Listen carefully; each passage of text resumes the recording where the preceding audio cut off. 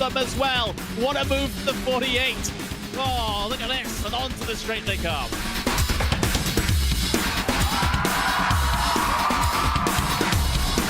Brilliant move there from number 40 to make it through. That left-hander sliding up the inside, going up now over Hawthorne Hill, down Pilgrim's Drop, and it's brilliant stuff here at Brands Hatch.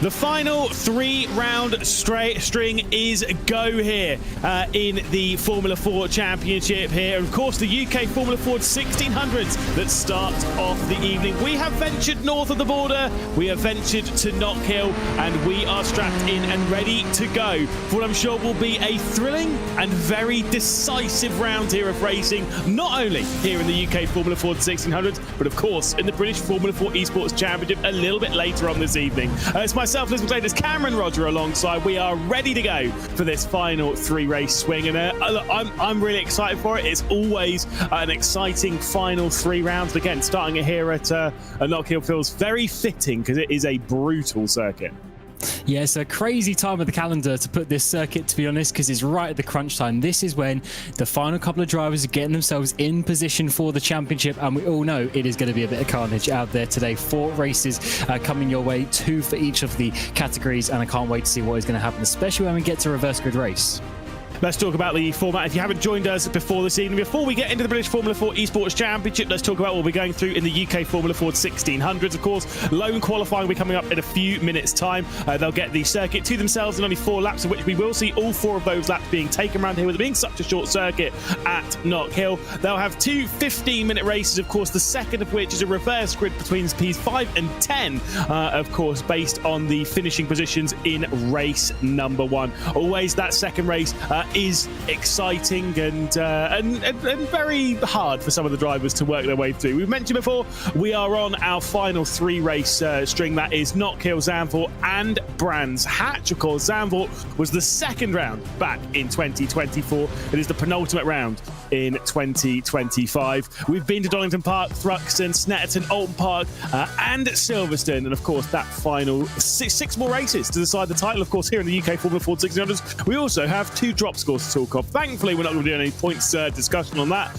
We're not smart enough here in the comedy booth. That'll be done behind the scenes. Of course, here's what they're playing for. The top 2 drivers in this championship here in the UK Formula 4 1600s will win a fully funded entry into the 2026 British Formula 4 Esports Championship, as we've had for the last couple of seasons. The winning driver will also receive prizes from Hoistingfeld Ultimate Plus Black 3-pedal set. Second place driver getting the Sprint 3-pedal set, and of course the third place driver getting the 2-pedal set. Of course, the top 3 drivers will receive that named trophy, which is always a fun thing to look back on fondly of this title and think of those that also came before and what we're fighting for. Here's the points taken into account. One of the drop scores, I believe. Crofton Woodhatch is on the top of the standings and also has 4 consecutive victories. The record in this championship is 6, done by Henry Moore in the opening season back in 2023. He's 40 points ahead of Jaden Sherwood. Sam Sanders up there in 3rd position with Hayden Bramley as well. All extremely tight on points there between Sanders, Bramley, Kendall and Miller Kangas. Dylan McClement's a little bit further off the back of that, but I do expect he might come on strong later on as this competition goes on, because he's had some pretty large drop scores. Charlie Summers, Brandon Loudon and Jeffrey Decker will round out the top 10. Cam, we're getting ready for qualifying. We are here in practice at the moment. You can see the 17 cars around this circuit. It is a tricky track. It's one that both you and I have visited in a couple of years ago now, and it's an iconic location here in Great Britain and a fantastic visit north of the border. Absolutely. Dare I say, my home country of Scotland. Loved this circuit when we went there at CBTCC a couple of years ago. Great circuit, loads of elevation change, very narrow, and not many overtaking opportunities. But what we often see is some pretty interesting racing, because a lot of mistakes are made by these drivers. There's a lot of big curves that you can chunk. There's some gravel, as we can see there, that you can dip some wheels into. The drivers won't be just having a clean processional race, that is for sure. And one thing, actually, just to quickly touch on the championship standings that you just said. So Sam Sanders is 6th overall, but he jumps up into 3rd due to those drop scores. So they are going to be so crucial in these final few rounds. And today would certainly be a day I'm sure a couple of drivers may nominate to be one of their drop scores if they have a bad round. Yeah, indeed. Cam Roger from the Scottish part of Surrey, as it seems. Of course, you're absolutely right.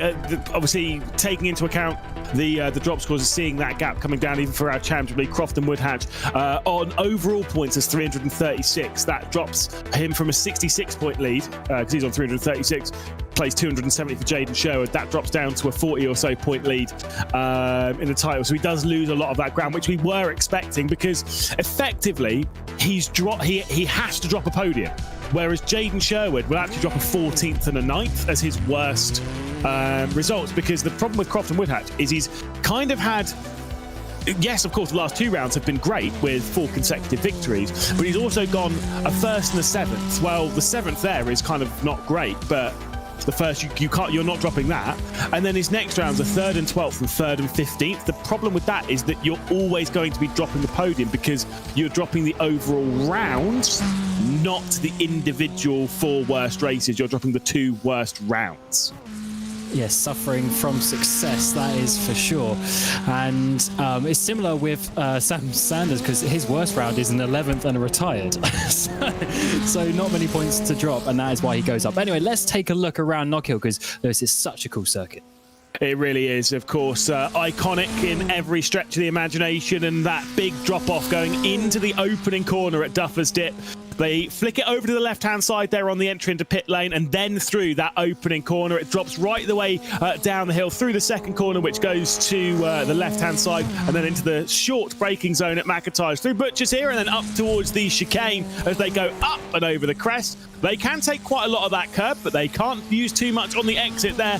A couple of wheels on the gravel, and that will effectively be the lap done. Certainly is slow anyway. They run their way through Clark Curve, the penultimate real final corner on the circuit, before they continue to turn left, running along the railway straight, and of course into that final braking zone at Taylor's. That final hairpin starts to climb uphill on the exit of it. You can brake quite late into that hairpin, mostly courtesy of that run up the hill as you get towards the apex. For Matt Kendall, it looked like an okay lap, but not spectacular across the line to set a 52.7. Immediately decimated by Dylan McClements' 51.3. Jaden Sherwood up there as well, about a quarter of a second off. These are all very much benchmark times as Team Miller Kangas. Oh, I think he's been learning from me. That was not a good line there.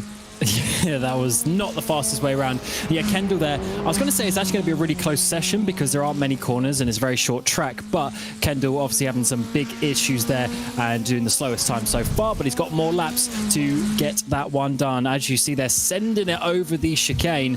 Sanders, they're having a big slide, but you have to keep it settled through this part of the track and get the run out onto the railway straight. This is he's definitely one of the sort of dark horse drivers. He may not get all the wins and all the accolades, but he's always there, very consistent up towards the top of the standings. He's only a 10th off pole at the moment, so Kendall does come in a much better time on his second lap and Sherwood up to 4th.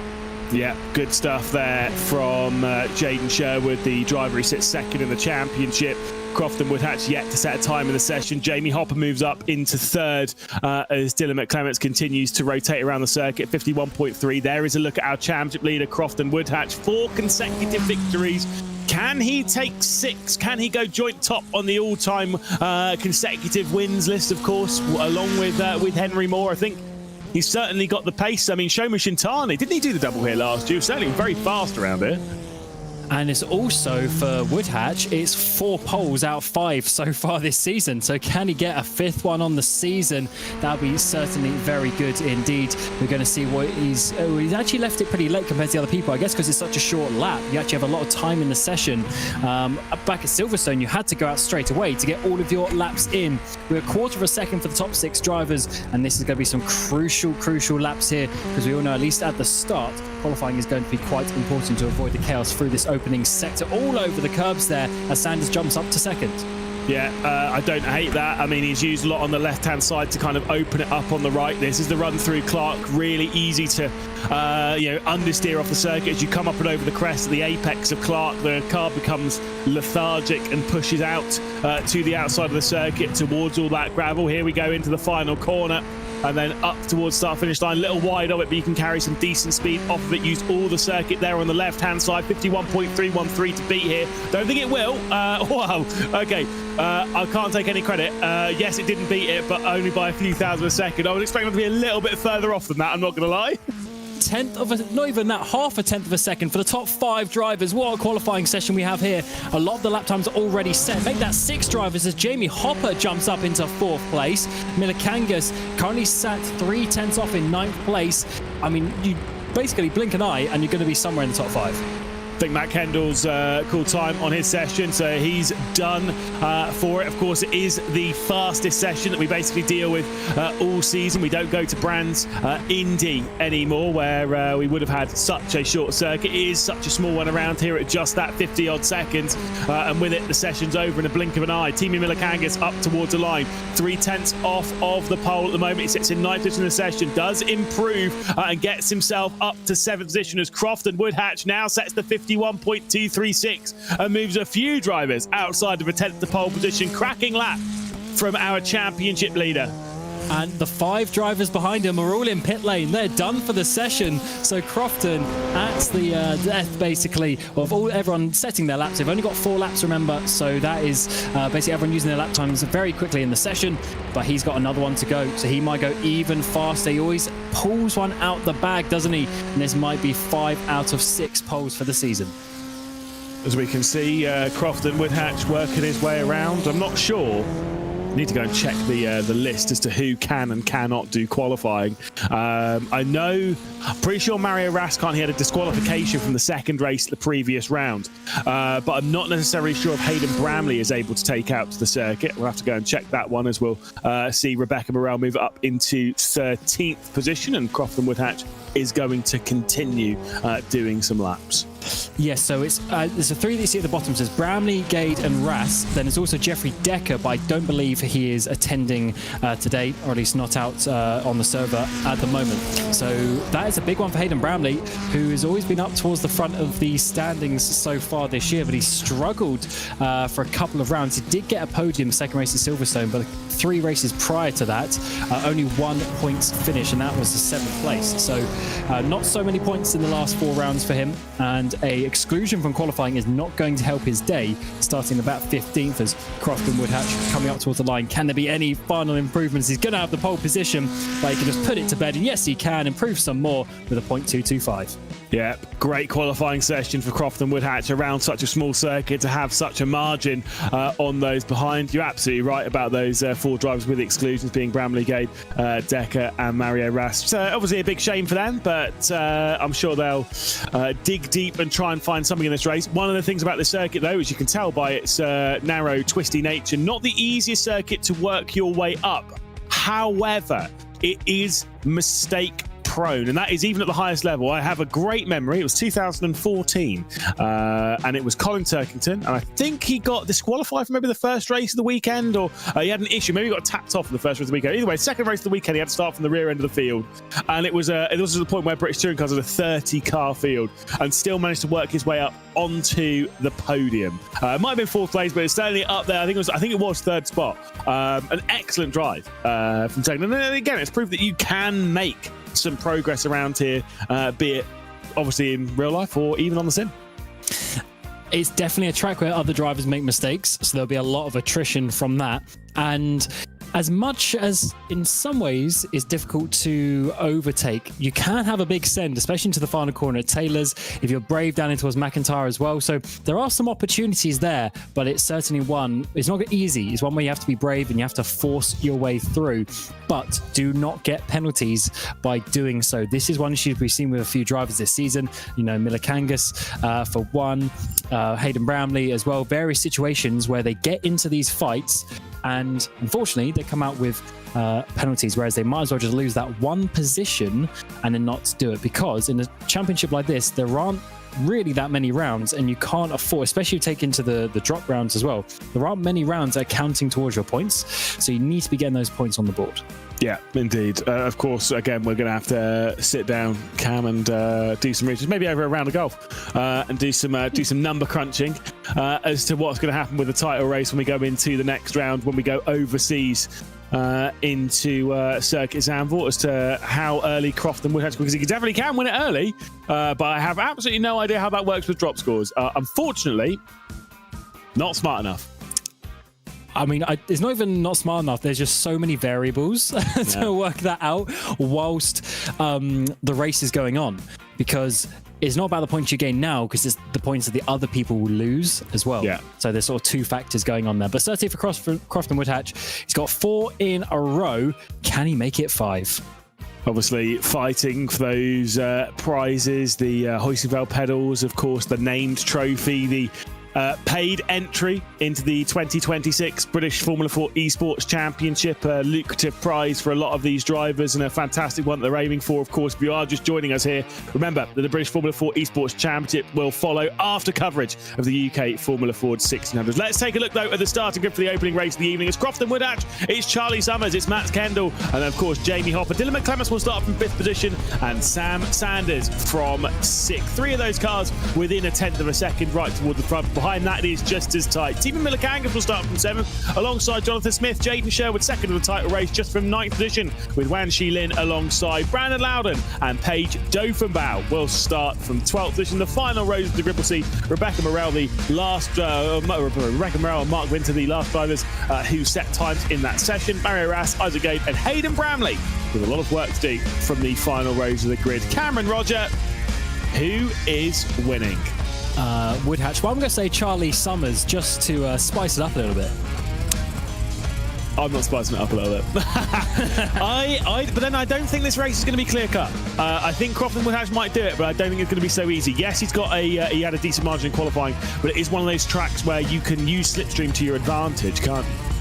Oh, absolutely. There's still plenty of places to get it done if you're aggressive enough. And the final corner Taylor's is so wide and open. There's 3 or 4 lines that you can take there. And even if you can't get it in the corner, you can do the switchback and then get it down the front stretch. So it's a tough old circuit out there. And let's see how this one ends. Croft and Woodhatch from pole position. The championship leader, the comfortable championship leader, looking for 5 victories in a row. Can he do it here? As we go racing north of the border, it is Woodhatch leading from that pole position. Not a great start from Charlie Summers, who's got Matt Kendall directly on the attack, heading into the opening corner. Jamie Hopper looks back over to the left-hand side as they flick their way, and that is Kendall going for the big slide. He manages to catch it, and a big slide and a big hop from Jamie Hopper, who is off the road down the field along with Sam Sanders as well. Huge drama for those higher up in the championship. Yeah, that was not ideal. Hopper spin around. Sanders couldn't avoid, getting flicked up into the air at only the second corner of asking. McClements has gone off. Oh no! Millikangas and McClements. Was there contact between the two, or was that just a bit of collateral damage? Yeah, obviously we'll have to take a look. Plenty to look back on here in the opening lap of the race. Said it wasn't going to be simple for Croft and Woodhatch. He's already built himself 0.7 of a second as a lead. Charlie Summers can keep in that slipstream, but it was a really poor start from Summers on that initial getaway, and I wonder if that played a factor in it. One of the main things about this circuit, similar to quite a lot of circuits here actually in the United Kingdom, like Brands Hatch and stuff, the start-finish straight is not flat. There was Hayden Bramley sliding all over the place, nearly going down the entrance of pit lane. He's got Jamie Hopper, who's just carved up there on the race into the opening corner. Now looks down the inside of Isaac Gabe, flicks it around the outside as they go through the second corner. He was looking more to the inside as they go into McIntyre's, could not do anything about it, and remains himself in 12th place. Yeah, amazing racing. They're already getting up a few positions thanks to a couple of other people, but then a nice move there, and already onto the back of Isaac Gates, trying to get up into P11. Winter's got Loudon as well. So much gravel being flicked up into the air. The driver's pushing hard in these opening couple laps to try and find a space in the queue. Are we going to see a big send in towards the final hairpin? Not quite enough this time around for Loudon, but I think up ahead actually Sherwood, Scott Smith, they've moved up some positions as well. Sherwood had a great start to this race, hasn't he? Obviously the number 2 car there, potentially going to lose back out against Jonathan Smith, who's looking to the inside in the 56.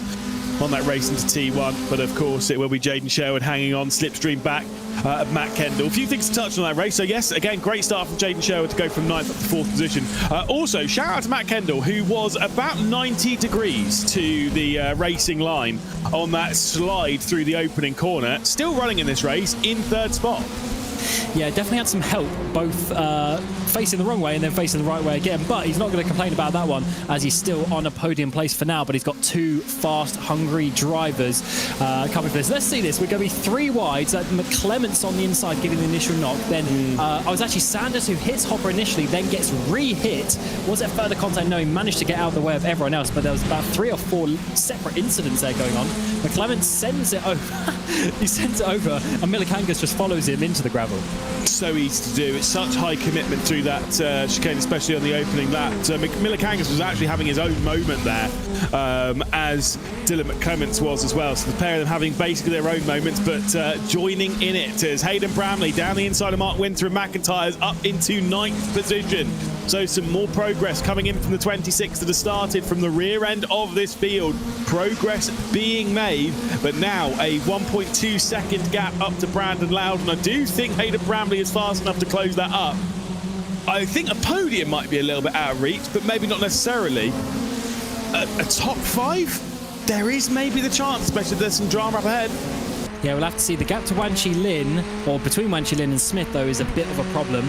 Smith, the driver's talking about, we're on board with him, down in towards the first corner at Duffer's Dip. Is there going to be any moves? We've got Sherwood up ahead, then Kendall. I think they're trying to push each other to catch up to the top 2. The issue is they're just losing time. They're 4 seconds off Summers already, just in the opening couple of laps of this race. That's not ideal. Summers is keeping well with Woodhatch, but unfortunately, Kendall does not have the speed as, wow, what a send over that chicane.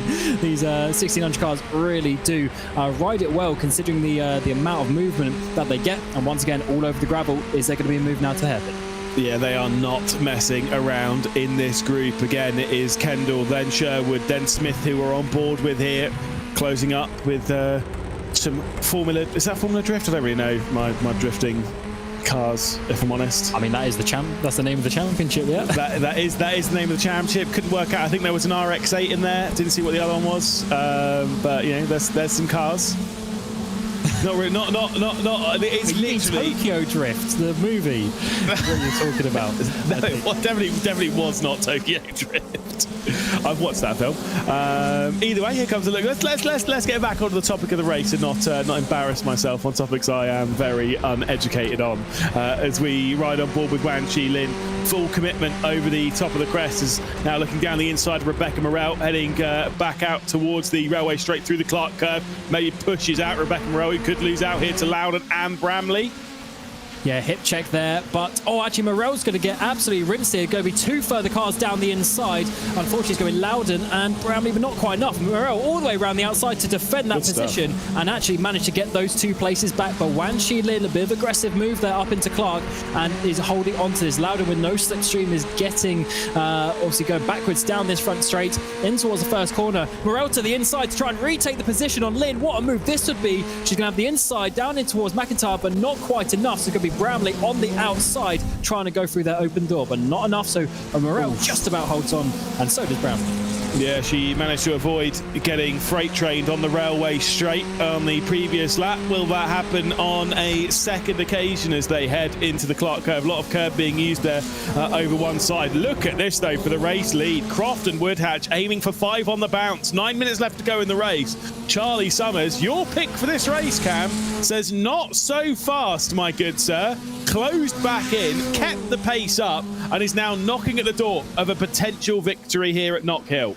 Yeah, I tell you what, I just like the look of it in qualifying. Summers is normally towards the lower end of the top 10, but even with it being such close qualifying, bagged that lap for second place and is keeping up with Woodhatch. And I tell you what, the final few laps of this race are going to be difficult for Woodhatch. He's going to have an aggressive driver and Charlie Summers behind him. And it's not like Summers has had loads of good results. He's only had 1 podium so far this season. He's going to be hungry to try and get this victory. Yeah, certainly so. And there is the opportunity for it. 8 minutes and 20 seconds left. There's loads of time in this race. Charlie Summers deep onto the brakes, heading down into the final corner at Taylor's. But of course, finding an opportunity around here is not the easiest. Using Slipstream to close your way back in, that's no problem, no bueno around here. Finding that move, that is difficult. All the straights are really quite short. The corners are quite flowing. Even that hairpin at the end of the lap is relatively fast for a hairpin as tight as it is. And he has had a terrible exit there from McIntyre's. Yeah, there's me bigging him up, and then he goes a second off. I guess it might be for the amount of time lost. This is huge. And You must have slowed down at T2. Yeah, because going from a 10th behind to now being well over a second, I mean, that's basically going to be race done. Because he's going to be out the slipstream as well. So this could be very important as in behind. We've seen also Sherwood's got up into 3rd place, and now we're seeing Smith trying to come through, and Kendall as well, who might lose a 2nd position. And I think Smith is going to complete this one. Yes, he does. So Kendall, after holding on to P3 for a long time since the start of the race, is now going backwards. Do wonder if Kendall might have some damage on that car as well, courtesy of the tap coming in from Dylan McClements on the opening lap of this race, who, by the way, has raced his way back up into 11th position, which I think is a pretty incredible drive from Dylan McClements, considering that car definitely does have some damage on it. The car he made contact with is out of this race. Here we go then through the opening corner, and it is Hayden Bramley now ahead of Wan Chi Lin. Bramley with, what, 6 seconds to close up to the next group. That feels unlikely. Important moment, though, to see if Bramley can break away from Lynn Loudon-Morel and Paige Dovenbow, who's back into this fight all the way up to 6th position. I'll tell you what, this race has broken up into little battle packs more than I thought, considering how close this circuit normally is. Loudon's down the inside of Lynn, down in towards Taylor's. He should have this one done as well, but Lynn's going to go all the way around the outside, turns in a bit too much, makes contact with Loudon, who was right there up the inside, and Lynn is going to be losing a whole host of positions here, and is going to be going well outside top 15. Going to be hard work to drag that one back in this late in the race. Like you say, those gaps and groups have grown, and in all of that they become harder to traverse as the race goes on, and there's little time left to go. Big moment coming in from Jaden Sherwood, who's going to lose out both positions here to Jonathan Smith and Matt Kendall, rejoining the circuit in 5th position, losing that important time, losing those important positions, and now with the gap being over a 1.5 seconds, will receive no slipstream help from the 2 ahead. Yeah, that's a big move. All sort of big moves. Kendall to regain 3rd place. What a battle. This is Smith on the outside, Kendall on the inside. And the 67 moves up into 3rd place. But Smith gets the run back down towards Duffer's Dip. He's going to have the inside line in towards the braking zone as well. This is the place that you want to be. Unless Kendall feels brave around the outside. He was sideways here on the opening lap of the race. Backs out a bit this time. And Smith goes back and into 3rd place. Smart move to back out of that one. You don't really want to leave it side by side through the opening corner. I mean, you could leave it a little bit later on in the race if you wanted to go side by side there. This is a little bit further down to what you saw with Wan Chi Lin. It's just sent around. I think he did give enough room on the inside. Yes. From that angle. Yeah, now that I've seen it from that angle, it's slightly different, but you'll naturally take a very late apex because of the massive incline there, so I don't think Loudon was offline as such, as there's Sherwood going wide, losing the 2 places a couple of laps ago. So I don't think there's going to be too much in the way of fault with that one, to be honest, looking at that. No. I don't think there should be a penalty for that. No, but again, that is something, thankfully, we don't have to deal with. Race control, of course. We do have stewards both here in the UK Formula 4 1600s and, of course, in British Formula 4 Esports as well, all dealt with behind the scenes, trying to figure out and adjudicate every incident to make sure that we've got some pretty safe and secure racing and some entertaining stuff as well. Jonathan Smith taking a lot of that curve, but I think having a better line there through that chicane than Matt Kendall. Kendall just trying to keep close. You have to wonder if that car is slightly out of balance after the opening lap. Looks all right on the steering wheel. Maybe we'll catch up with him after the race if he's able to grab the podium. Here he looks down the inside of Jonathan Smith and heading down into the final corner. Bit deep on the brakes comes in Jonathan Smith, but Kendall will complete the move and up into 3rd place he goes. Oh, I love this battle that we are seeing. Less than 5 minutes to go. They know the time is running out, but around here, that is actually quite a lot of laps. So it gives you some good opportunities to the outside. This time it's Smith who backs out of it. Just waiting. It looks like they're going to maybe flip-flop the positions every lap down in towards the hairpin, but let's see if that one continues. Are there any mistakes? Sherwood has regained contact and, of course, can make a double move in reverse of what he did a few laps ago if something happens to the cars ahead. Closing in, heading into the brakes. That little dab of the brakes and the right-hander at Clark And in all of their fighting, as you say, Jaden Sherwood is back knocking at the door. There is 3 minutes left to go. It'll feel like you're heading onto the penultimate lap, but don't worry. The next lap, this lap is not the penultimate lap. The next lap is not the penultimate lap. Still got a long way to go with the 50-odd seconds left. It should be, by my calculation, 4 at the line. Yeah, that is crazy as Sherwood gets a huge run on Smith down in towards the first corner. The number 2 is going to make that stick massively later. Break in there actually almost went into the back of Kendall, so he's up into 4th place. Can he get Kendall? I believe, as we're saying, that Kendall is a bit slower, maybe carrying some damage from that. Maybe even just a couple of tenths around here can be all the advantage that you need. So Sherwood is all over the back and must be looking up the inside, not quite into Clark. Keep it calm and get the run down in towards Taylor's. There's going to be a few more position switches between this group. You get the feeling over the final few laps of this race. Croft and Woodhatch about to get ready to head on to the 3rd to last, the ante-penultimate lap. Here comes a look to the inside for Jaden Sherwood. Down the inside, onto 3rd position. Big slide though, and a big kick on the rears. 3 wide, the start finish straight. Here we go. Left-hand side of your screen is Smith. Middle, it is Jaden Sherwood. Right-hand side, and that is Matt Kendall, who drops back into line. Still side by side in the battle for the podium. Jaden Sherwood around the outside, fully committed to the opening corner to retake 3rd position despite that slide at Taylor's. What a battle here at Knockhill. All these drivers want the podium, but there's only one person who will be able to get that, as that's wide for Sherwood, and up the inside we go for Jonathan Smith to retake 3rd place. These guys are pushing to the absolute limit. They're making mistakes and the doors are opening, but who is going to come out on top? I just wonder. Could be any of these, as it's Smith leads, but it's now Sherwood to try and retake that position down in towards the hairpin. He's going to break late, but not enough, as Smith holds it to the outside. Oh, he's gone too deep though, and Sherwood retakes it. So confident on the brakes despite even that moment on the previous lap. Penultimate lap about to begin here. Jaden Sherwood in 3rd position. Smith and Kendall behind. Nothing's happening for the race lead. 1.8 seconds for Croft and Woodhatch, who looks to be on for 5 in a row. They work their way to the opening corner once more, and it is still Sherwood ahead of Smith and Kendall. Hayden Brownlee too far off the rear end of this. He will not be fighting for the podium unless something hugely dramatic happens in this fight.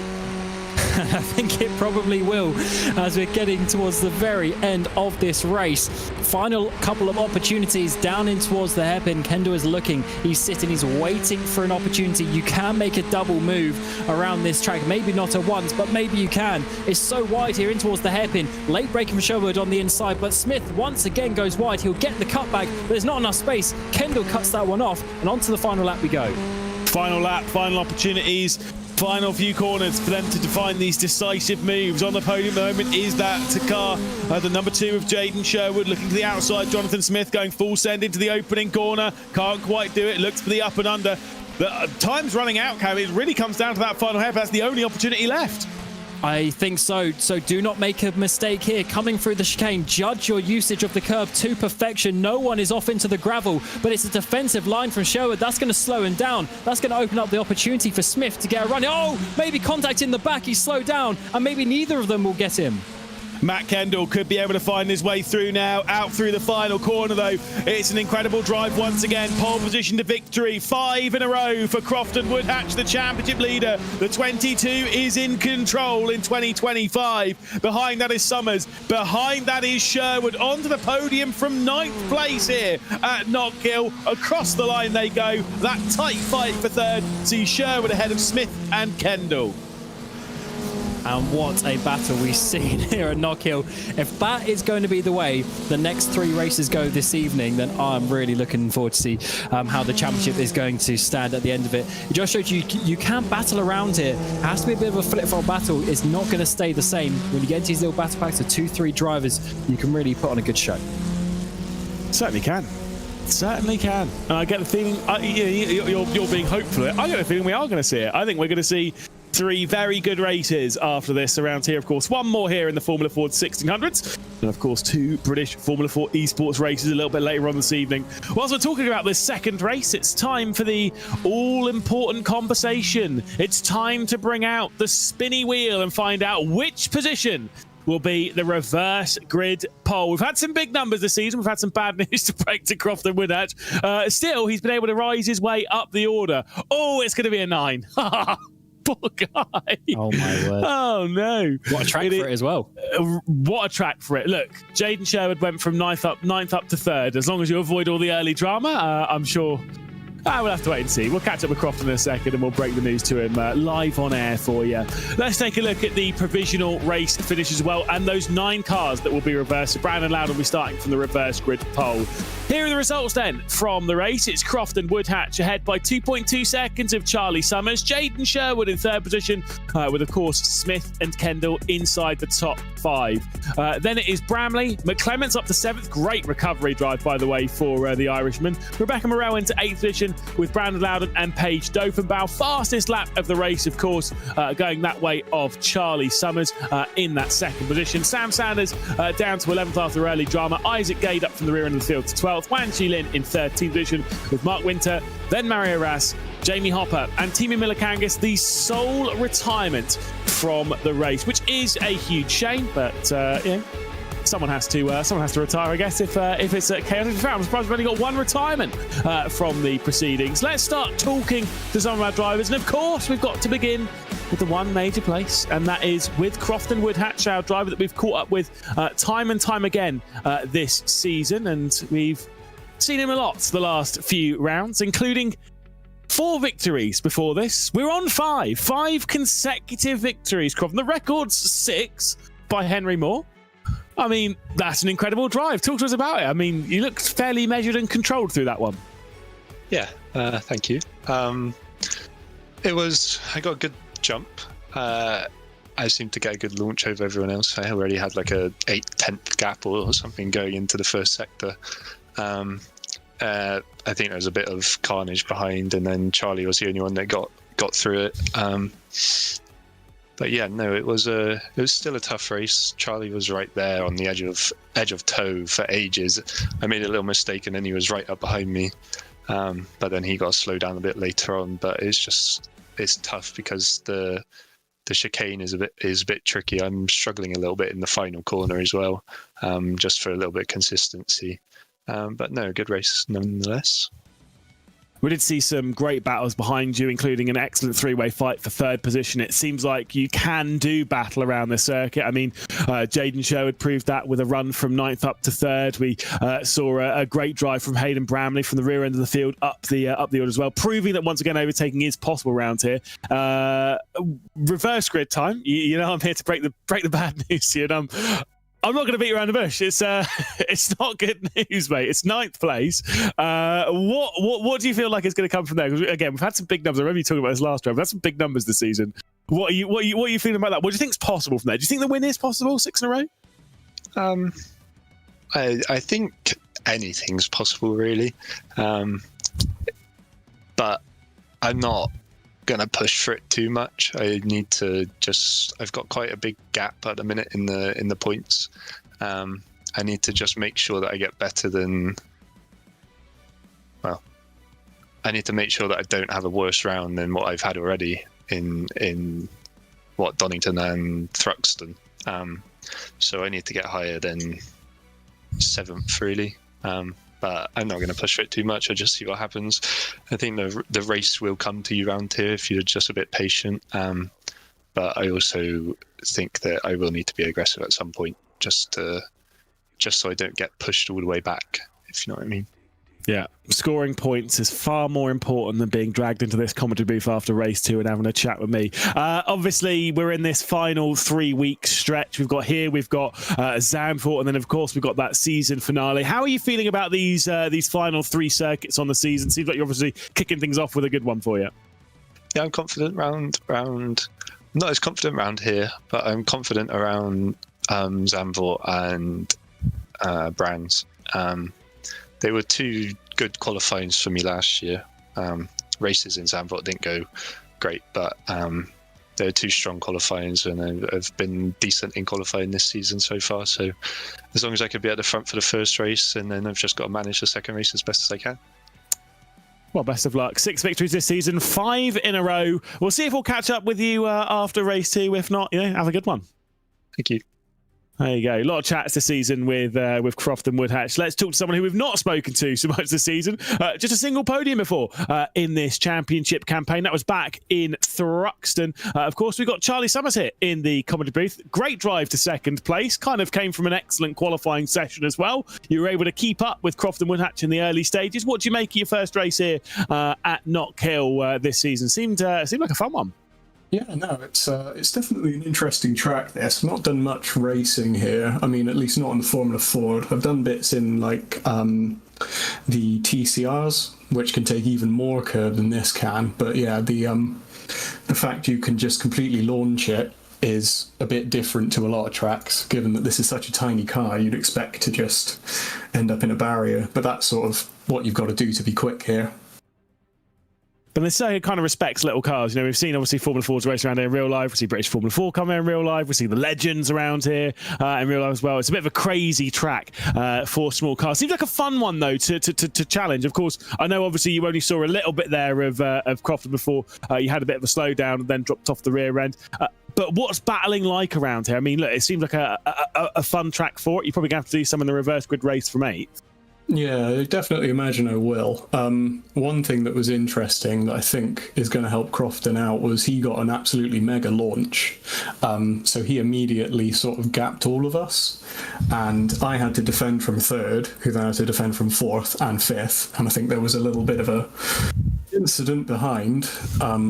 So yeah, if I can figure out what he's doing to get that mega launch, hopefully I can clear some of the people around me off the start, because yeah, it's really tricky to get enough of a pull to pass, because I was closing Crofton in with the slipstream, but it was really hard to actually get close enough to make a move because all the straights are so short. So yeah, I think it's going to be an interesting reverse for sure. You feel like you've got to make a lot of those moves basically early on in the race, I assume, yeah, because it is quite a tricky one to find your way through. But like you say, those races down in the turn one, we're expecting kind of a chaotic one. Is that what you're ready for? Yeah, some drama down into T1? Well, I mean, as ready as you can be. You never know with these things, but yeah, just hope for the best, try and keep my nose clean. And I now have 1, 2, 3 monitors. So hopefully I'll be able to see a bit more of what's going on around me as well. I think that definitely helped with that first race. I'm sure it definitely will here in the second as well. Charlie, thank you so much. And again, we'll be chatting to you soon, I'm sure. Yes, hopefully. Yeah. Cheers, guys. There we go. Charlie Summers next up. It's Jaden Sherwood. We'll chat to him quickly before we let him focus on the practice for the session. I'm sure you're already back out on the circuit there. I can see you muscling your way around. Quick one then, Jaden. Obviously, second in the championship. A great drive there onto the podium from 9th place. I mean, was that just qualifying going slightly skew-iff for you? Yeah, I think all season qualifying's not really been my strong point, to say the least. So I guess I'm used to like coming from the back, really. But yeah, I'm quite excited for race 2 now, since I've had like, a decent bit of experience coming from the back this season. Well, I mean, obviously, reverse grid, it means you're being dropped down the field to 7th place in this one, but you've proven you can rise your way up. Confident of doing the same thing in this and maybe sneaking a victory from here at Knockhill? Yeah, 100%. I feel like I had the race pace in that. We did lose a bit of time to the leaders through like battling, but yeah, I feel confident. I definitely feel like I can win. So yeah. We'll let you focus on your preparation, all right? Best of luck. 4 minutes time for the next race. All right, see you in a bit. Right. There we go. Jaden Sherwood, of course. Superb to hear from. And again, great to hear from our podium. Great for another victory for Crofton. 5 in a row. Mega stuff. Yeah, this is awesome. So he's got 5 obviously wins in a row. He's had 5 pole positions in qualifying as well. Obviously, he's a 6th win from the first race of the season as well, the very first one in Donington Park. So he's looking good, but is definitely not over. He's just got so many points on the board, though. He can afford a couple of bad races in Zandvoort and Brands Hatch GP, to be honest. But he's just got to keep going. Try to not get knocked out like Kendall there almost did, and then obviously Sanders and Hopper in that first corner incident. That's really going to be the biggest problem, is someone else having an issue around him. I do think that was a great drive from Jaden Sherwood, driver who sits second in the championship, to move up to third from ninth place. Heard it in the interview there, struggles a little bit in qualifying, clearly doesn't struggle in the race. And we've seen that across the season, despite, I wouldn't necessarily say being too aggressive. I think he is aggressive through the field, but I think it kind of works. Proof of that is, of course, we're 11 races into the season, doesn't have a single retirement to his name, despite sometimes the poor qualifying and finding that progress through. I think he's got a really good chance in this race of pulling something out of the bag, and kind of needs to maybe close some of those points down a little bit on Crofton.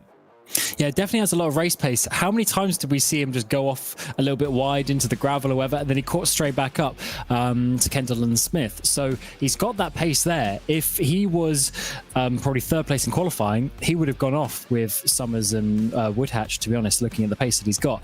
Now he's starting next to them in the pack, so we have to see who's going to work through the field the best. I think it's going to be a risk versus reward thing. Crofton doesn't need to take the risk, whereas, to be honest, championship-wise, Sherwood has a lot of points to catch up, and especially because obviously if you're looking at his worst results that he's losing like a 14th and a 9th, and then the 9th and the 6th, but in his other ones that are going to count, he has a 6th and a 6th, compared to Crofton's comparative round is a 1st and a 7th. So there's so many more points that Crofton got in that round.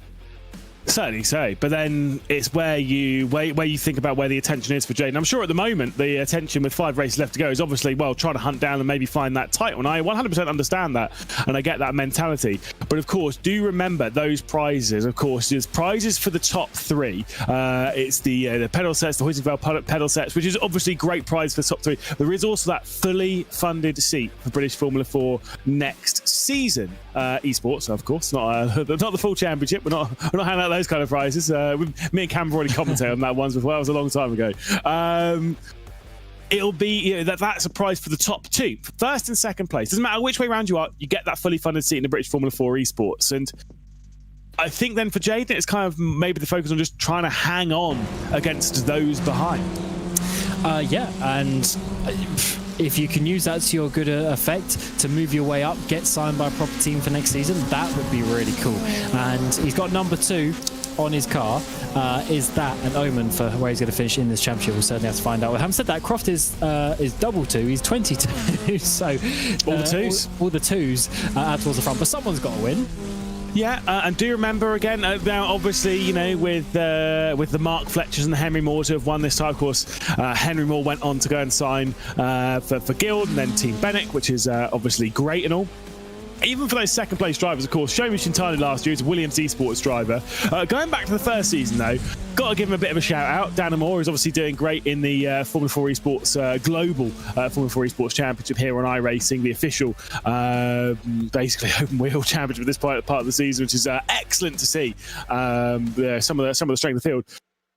From when we started commentating on him, he was obviously part of smaller teams, Avery Sports and such.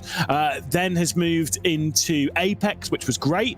Now he's driving for one of the biggest names in sim racing in Coanda, which is crazy, by the way. Great opportunity. And the proof is, again, first second, this is a strong championship when we get some good drivers. Anyway, deep breath. I've got to get through 17 drivers pretty quickly. Brandon Loudon will be starting from pole position. Rebecca Morrell alongside. Dylan McClements and Hayden Bramley will start alongside on the second row, with Kendall and Smith on row number 3. Behind that, it's Sherwood, Summers and Woodhatch. Those 3 drivers were on the podium. Paige Doverbound missed out on the reverse grid. Sam Sanders down to 11th position after opening drama, and Isaac Gade alongside Wan Chi Lin, Mark Winter, Mario Ras, Jamie Hopper and Teemu Milikangas. The sole retirement for the opening race of the evening. Karen Roger, you've not got very long. Who's winning? Sherwood, straight up Sherwood. I respect it. I'm going to go with Woodhatch. He's going to get the 6. Let's see. 15 minutes onto the clock for the second time this evening. We are racing with Brandon Loudon leading, heading down into the opening corner. Rebecca Morrell with a slow start, getting attacked by Dylan McClements, who had some drama in the opening race, who gets down the inside and into second place. Hayden Bramley up to 3rd. Don't forget about him as well. Started from the rear of the field, worked his way up into a solid position in the previous race. Now runs 3rd in this one. There's a couple of drivers going backwards. Jaden Sherwood already up to 6th position, having got it past Jonathan Smith. Oh, as a big wiggle though goes off into the gravel. Smith might have the run down in towards Clark Curve. We'll have to see if he's able to hold on with that one. Off into the grass goes McClemens from the lead of the race as well. We are side by side with Smith as well in the background, but Loudon going for the lead around the outside. Is not going to have the preferable line in towards the braking zone up the hairpin. He's going to have to be all the way around the outside. McClemens should have that one done, and now comes Brownlee up the front straight. So McClemens then up to the race lead. Brandon Loudon had it down into turn 1, but clearly there's been some mistakes, maybe through the chicane. The door was open. Dylan McClemens has come through and is in position to take a victory. Inside line going into the opening corner. Straight around the outside goes Brandon Loudon, using that VR to try and find his way back into the race lead. Excellent spatial awareness from him, of course. And now Dylan McClemens says, I don't think so, my good sir. Squeezes him straight off. Loudon's backwards. He's down behind Rebecca Morell as Hayden Bramley's now knocking at the door for yet another victory. So much gravel being kicked up here at Knockhill. All the drivers pushing the limits of this very narrow track as Kendall goes back behind Smith. Shoulders up into 5th place, and Loudon is now trying to regain some ground, but it is Morell up ahead in that 3rd position. Up for the lead though, it is McClemens leading for another time of asking. Morell beelining it to the apex there in defense of Loudon, but it's one big long train as all the drivers being squeezed together with this reverse grid. Just side by side in the background though, Summers and Sanders go almost 3 wide there too. Indeed they do. Crofton Woodhatch now making it 3 wide to the outside. He's going to go full send, is he? Or is he going to back out of that one, giving plenty of room as the number 22 around the outside of Charlie Summers. Woodhatch is going to go up to 8th position. Sam Sanders knocking at the door. There was a slide off. It's Mark Winter who's dropped backwards as they run their way through the 2nd corner of this race. And it is Mark Winter dropping down to 17th. Battle for the race lead. Dylan McClemens and Hayden Bramley going into battle. 2 race winners this season. Hayden Bramley with 1 victory back in Thruxton. Of course, Dylan McClemens did have that victory in the reverse grid race at Snetterton, and now they run 1st and 2nd in this one with Bramley ahead. Remember, he started this evening from the rear of the field. He's doing a fantastic job. Oh, in the background, someone off Matt Kendall. It is. Was there contact with the likes of Summers that he was battling that sort of area of the track, but he's going to be back down and with Mark Winter, who had the spin up towards the front though. Sherwood making moves aggressive like we saw in that first race. Another one done. Morell ticked off and now is chasing down the podium already. 12 minutes to go. Which is absolutely incredible, the fact that he's knocking at that door. Hayden Bramley's trying to check out. He's got 0.4 of a second of a lead. Out wide a little bit goes both Dylan McClemens and Jaden Sherwood. Rebecca Morell with Jonathan Smith directly behind in 5th and 6th position. They've got the championship leader knocking at the door behind them. Let's take a look at what happened to Matt Kendall then. So there's Crofton Woodhatch directly behind. Kendall's around the outside. Woodhatch is there. A little bit of a brush between them and some weird contact sends him off. I mean, that's just a racing deal to me. Yep. He was squeezing a little bit too much there on the inside. Woodhatch was as far as he could to the right-hand side. I don't think there's any more he could have done. So that is a big, big shame for Kendall, who was looking to be in the fight for the championship, but after a couple of bad rounds, might be struggling with just 4 races to go after this one in this championship. We are looking at Morell, who's having a solid evening tonight, currently holding on to that 5th position. But look at the drivers stacked up behind Smith, Woodhatch, Summers, Sanders. Some of 4 of the best drivers in this championship. And now Woodhatch is getting the run on Smith. He's thinking about it down towards Clark. Interesting, bold move there, but the 22 gets past. But of course, we'll have the slipstream on the railway straight to bring him back up to speed behind Rebecca Morell, and then we'll maybe look for a move. The important thing is that the top 4 are starting to check away, and I'm sure Woodhatch will feel that off into the grass in the background. Sam Sanders and Isaac Gate, I believe, when might have been Charlie Summers rather. He was slightly off as well. Crofton Woodhatch getting back through on Jonathan Smith, who was going on the attack, having a bit of a lunge down into the final corner, a side by side for the race lead. Dylan McClemens going for it. He looks to the outside in the green and orange car, straight to the outside of the opening corner. The white and blue of Hayden Bramley on the inside as they work their way through turn 2. Inside of McIntyre's for Hayden Bramley, straight around the outside for Dylan McClemens, side by side towards the chicane. Someone's got to back out. Surely it has to be Dylan McClemens, who's now going to go for the up and under on the run into Clark, and it's beautifully done. A big mistake coming in from Hayden Bramley, who drops down into 3rd position. Make that 4th as Jaden Sherwood also works his way through. What a move there by McClemens. Judged it to perfection. I thought, you got to back out. Surely no, kept his foot in it, had the momentum up towards Clark. Beautiful move, has the race lead. Side by side, Sherwood's going to be 2nd here, surely. On the exit of the final corner, he is. And he's up there, now chasing McClemens. So 3rd place for Loudon. Bramley is going to be in 4th, but for 5th place, it's now Woodhatch to the outside. He's got a distant slipstream up ahead. How aggressive, how much risk does he want to take on the outside? We're 3 wide up ahead. Sherwood thought he had 2nd place, but now it's going to be Bramley down down the inside. Sherwood is stuck there as Loudon goes off, trying to avoid a contact, and Bramley will take second place. Woodhatch still side by side with Morel, gets the better drive coming off of McIntyre. A little bit of brush between them. Rebecca Morel will come straight back through, remain side by side, pushes Croft and Woodhatch off the road, and now Woodhatch going to lose a whole heap of ground. The thing is, that train up ahead is all still so close. I wouldn't be too far away from thinking this lot's all going to close their way back up. Incredible fighting here. Dylan McClements leads by 1.4 seconds, trying to end the run of victories for Croft and Woodhatch. It is McClements from Bramley, from Sherwood, Loudon, Summers, and then this whole fight that sees Sanders, Morel and Smith all in battle over 6th place. I don't think they've remained in the same order for 2 corners in a row in this whole race so far. It is pretty incredible. So Sanders has got that one done past Morel. That's actually 2 places effectively, getting Smith at the same time. Isaac Gade, haven't spoken about him so much this season, but he is right in there in this top 10 battle, as it is a whole train of cars. You always get this in the reverse good race because they're slightly slower drivers at the front. It backs everyone up, and then the battles don't help that either. Sending it over the curve, goes wide. No one's going to be diving down his inside, or maybe they are. Millikangas thinking about it, wide at Clark curve, goes Gade, and Millikangas will get that one done. Isaac Gade has had just 2 top 10 finishes this season. Also drives with earphones, which I think is a wild choice, as I think there is a bit of a look coming in from Croft and Woodhatch behind, who's not having a particularly great race here. Wan Shi-Lin knocking at the door. The thing is, we heard it in the interview from Woodhatch. He said this race will come to you. I don't think he needs to be too panicked right now. We're not even halfway through this race. And importantly, 5.6 seconds separates first through 13th in this race. There's a bit of a moment coming in from Isaac Gade, and Croft and Woodhatch will pick that one up. And Lynn is going to be getting through as well. A bit of a wiggle there. So Gade, he was in 9th place a lap ago, now down to 13th. Just shows you how a couple of small mistakes can be very big around this track. McClements has pulled away at the front and is looking good. Bramley, Sherwood for 2nd place, and is Loudon, Summers and Sanders. So we're now splintering into some little packs here, like we saw in that first race. Summers dives it to the inside. That is going to be 4th position on Loudon. And now in the background is going to be Millikangas. Oh, Summers gone wide. He went in way too deep. He thought he was going to be getting up into 4th, but it's going to be down to 6th. Sam Sanders now might be going for a move down the inside of Brandon Loudon for that 4th position. So where Charlie Summers has given it a go and it's not worked, Sam Sanders will make the send and will complete the move into the opening corner. Like you say, there is a bit of a gap appearing for first place, but do not rule out Hayden Bramley and Jaden Sherwood for victory here. They don't fight too hard, they find some good speed round, they will close up to Dylan McClements, especially if there is a mistake. Remember, McClements has won a race this season, been on the podium twice, but those behind as well, they also have victories to their name. Jaden Sherwood with 1, Hayden Bramley with 1. In fact, there's only 2 drivers on this field that have more than 1 victory. One of them is, of course, Sam Sanders, who has 2 victories to his name. The other one, shock of all shocks, is this driver here. It is Crofton Woodhatch with 6 victories to his name, up past Rebecca Morel, back inside the top 10. Yeah, that's a lovely recovery. He doesn't need to win this race, but as many points as he can get will make the final couple of rounds easier and easier, and less big wins being needed. He just needs to cruise home for this championship, really.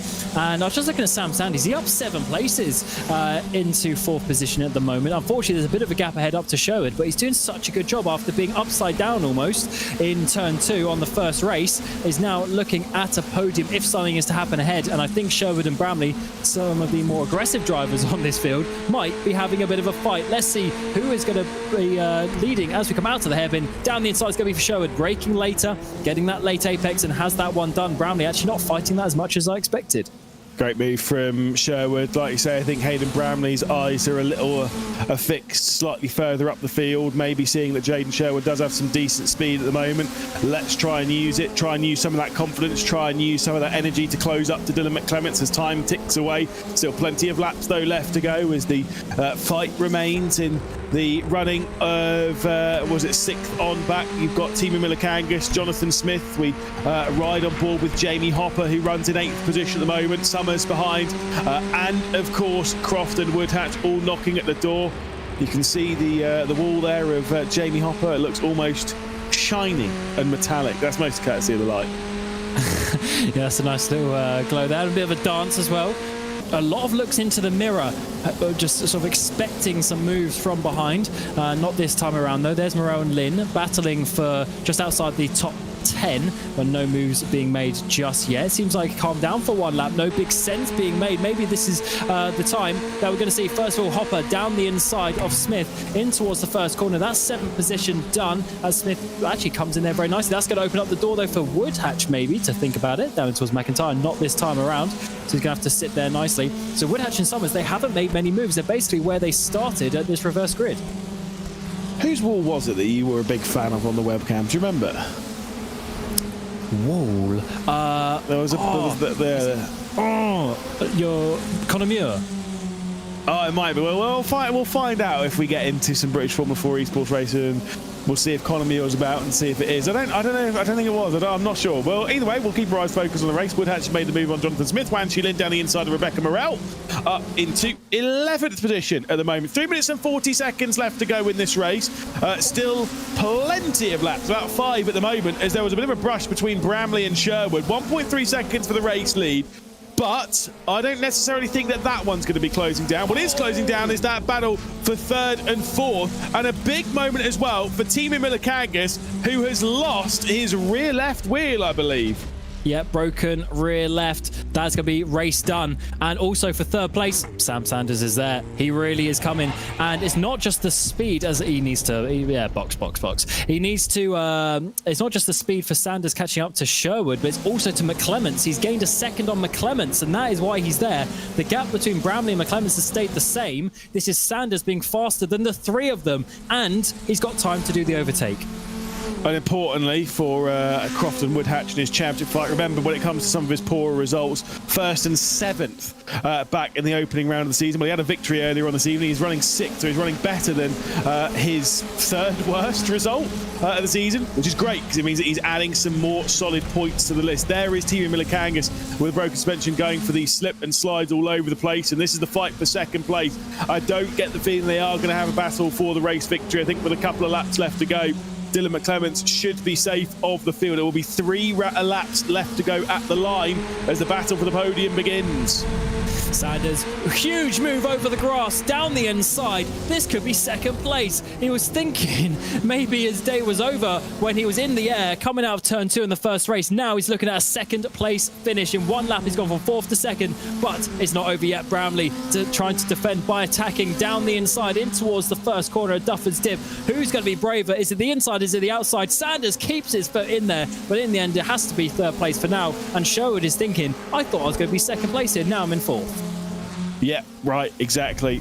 That five of the podium is going to swap a few more times in the final couple of laps. It was a big send from Sam Sanders, and I don't get the feeling it's the last time he's going to try that one. Maybe this round, but certainly not this season. He'll give it a go wherever it is possible. Sam Sanders is, of course, driver who's raced with us before last season. Jaden Sherwood is staring at that podium fight, backing off from it a little bit. We're about ready to head on to the penultimate lap of this race as Sanders and Bramley continue their fight. Bit of a moment there for Sanders, who's dropped out wide. Jaden Sherwood with a look to the inside. He's going to pick up a bit of slipstream from Hayden Bramley, who's just trying to give out the slipstream to make them side by side. Beautifully read by Sherwood, thinks, I don't want any part of that. Let me back out and let you two fight for a bit. Yeah, that was brave and smart driving to just be like, no, not going to use this opportunity. There will be another one, and hopefully it will be better. McClements is gone for the lead now, though. All this batting, they've lost another half a second over the last couple of laps. So that one is done, assuming no positions or no mistakes, I should say, are being made. We're going to have another lap to go in this race. Bramley is going to lead this time around, but he needs to lead the all-important one out that final corner. Picking up that slipstream, a double slipstream for Jaden Sherwood. The final lap waits for everyone as they come through the final corner. Dylan McClements is leading, looking for his second victory of 2025. Jaden Sherwood running out wide, heading into the final corner as they drag their way up towards the line. The slipstream games begin, dragging it all over the circuit, left to right. Hayden Bramley trying to test those drivers around. Sam Sanders looks to the outside of the opening corner. The defense goes a little bit deep there for Hayden Bramley. The doors may be slightly ajar. Yeah, this is a difficult one because Sanders is being so aggressive on Bramley. He doesn't know where the door is going to open up. And huge clobber off the curb, but he's kept it in a straight line. One final prop opportunity. Sanders thinking about a send. Can Bramley keep it stuck here? through onto the railway straight for the final time. Dylan McClements leading by 2.2 seconds, but that fight for second is nowhere near done. Jaden Sherwood picking up the slipstream of those ahead, looks to the outside, the defensive line from Hayden Bramley, trying to steal away the podium though is Jaden Sherwood. Is he going to be able to do it? A little bit deep there at the final corner. Dylan McClements is going to win for the second time in 2025, and he'll be joined on the podium by Hayden Bramley and by Sam Sanders. Jaden Sherwood not able to do it, but McClements a perfect drive up to victory, ending the streak of Crofton Woodhatch. Yeah, that was a lovely race once again, just showing you how you can battle so much around here, and this is going to be a nice one for the championship as well. Great to see Dylan getting a second race victory of the season, slowly becoming a dark horse for one of the top positions. And Sherwood, he would be a bit disappointed in that, not gaining as many points on Woodhatch as he would have wanted, but overall just showing you how Knockhill can be so good. McClements then with a third podium of the season as well, so a great drive to it. Crofton Woodhatch was able to pick up the fastest lap of the race and has run to 6th position, which I'm sure he'll be slightly disappointed with, but still, it's solid points. McClements will take the victory with Bramley, Sanders, Sherwood and Hopper the top 5. Then of course it's Woodhatch, Loudon, then Summers, Smith and Wan Shi Lin rounding out the top 10 positions. Matt Kendall down 11th, big disappointment for him. Isaac Gade outside of the top 10. Paige Dovenbow in 13th position with Rebecca Morrell, despite having some great speed this evening, unfortunately just 14th. Mark Vinter, and then of course Mario Ras, the final driver, retirement for the race once again. There's of course Timu Milikangas, a double retirement north of the border. Let's catch up with our race winner, Dylan McClements. Big congratulations, a superb drive to your second victory of the season. What do you make of that one? 7th and 1st, great driving here at Knockhill. Yeah, I think I got quite unlucky in the first race. I made a mistake, it was costly, but I feel like I did the best to get back up to 7th and get the reverse grid, and after a good battle, I got in the lead and just held it from there. Tricky circuit to navigate, especially on the opening lap. Did you obviously we saw that a little bit in race number 1? Did you learn from that, and was that what aided you to basically take the lead there on the opening lap in race number 2? Yeah, I know I did wrong, and I learned from it the first couple laps there, and it made me know what was coming for the second race, and took the lead from there. And yes, good race win. Obviously, just 2 rounds left to go. Zandvoort, Brands Hatch GP, 2 very differing circuits, especially compared to this circuit here at Knockhill. What are you expecting from them? Are we finding some more form? Are we expecting some more podiums from you? Because you've definitely got the speed for it. Yeah, I feel like I have the speed. Haven't done Zandvoort in the Fords now, and I have a test on Monday and Tuesday, so I don't know how well I'll go in there, but I feel like I might have a good chance around Brand to know it well, and I done the iRacing Festival on it a couple weeks ago, so hopefully all goes well in both. I'm waiting for podiums and maybe wins. Hopefully have some better luck in the Brands Hatch GP round here than you did in the Formula 4 Festival. I remember that. I had a bit of an unfortunate taking out in that one. A bit of chaotic racing as you get in the Formula 4. Dylan, congratulations, excellent drive, and again, maybe we'll see you in the next couple. Right, thanks a lot. There we go. Dylan McClements onto the podium once more and on to another victory this season. Next one, Hayden Bramley. Let's chat to Hayden, of course. Superb drive this evening, starting from the rear end of the field in race number 1. Worked your way up to a pretty solid result in 6th spot, which is a great drive. That put you in a great position to challenge for a podium. Not quite the victory, but a bit of a gap there up to McClements, but a great drive to 2nd regardless. I think from the back of the field, that's a pretty successful evening, is it not? Yeah, when I saw the quali ban, I was thinking like, God, there could not be a worse track for me to get this. But with the lap 1, like chaos and just generally being able to get through people, because a lot of people haven't fully grasped like the chicane and stuff, so you can get pretty good runs on people. Surprisingly, it wasn't actually the hardest to climb back up. Just picking up from other people's mistakes as well, I'm sure. It's one of those really mistake-prone circuits, isn't it? Yeah, I mean, I had my fair share. I think I'm shocked that in race 1 I didn't get a slowdown, because I thought I got one like 5 times, and so obviously in this race I bottled the gap to Dylan like 4 or 5 times as well, and I pulled like 2 or 3 tenths of them, and I'd go off, then do it again and go off. So yeah, definitely a hard track to stay consistent on. almost feels a little bit like Crofton Woodhatch might be a touch out of reach on the championship unless he makes some mistakes in the final couple of rounds. Not sure if that's how you're also seeing it. Maybe there is a chance for you, but definitely the fight for second. Very tight in and amongst yourself, Jaden, Matt, and Sam, of course, is all very tight. I'm sure Dylan's going to be closing up as well some of the pace. Is that what you're feeling? Yeah, I mean, after Ulton, you know, I didn't get any points at Ulton, so seeing, I think he has a 50-point gap to me or something.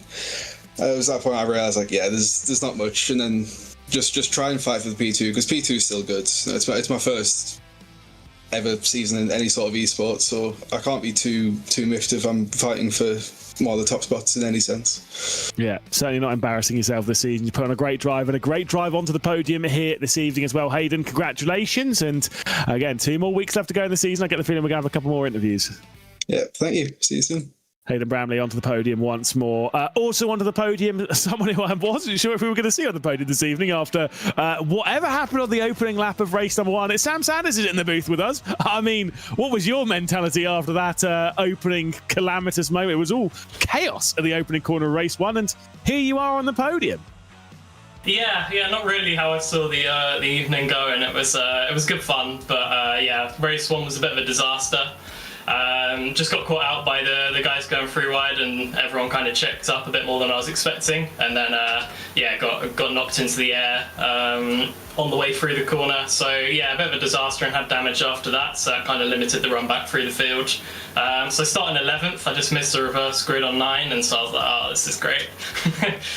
Just tried to remain patient, see if I could get any runs on anyone, and yeah, I'm really happy to end up on the podium. I don't think I was expecting that at the start. What's it kind of like when you've missed out on the reverse grid? Because it's kind of that's almost like the worst thing to do, because you've got all the fast drivers who are now directly ahead of you. You've not made any progress on them. You've got them to work through, and then all the slow people. Like, what is that like? What's that mentality like on the grid? In some ways, it's okay, because you can kind of be a bit of an imposter. You've got all of the like 3 fast guys, or however many fast guys ahead of you, who've just like battled for the win of the last one. So I was okay, because I got into 10th at the start, and then that meant I was like right behind Crofton, and then I was just I had a little bit of breathing room, so I could kind of try and set up some nice runs on people as they were doing the hard work for me.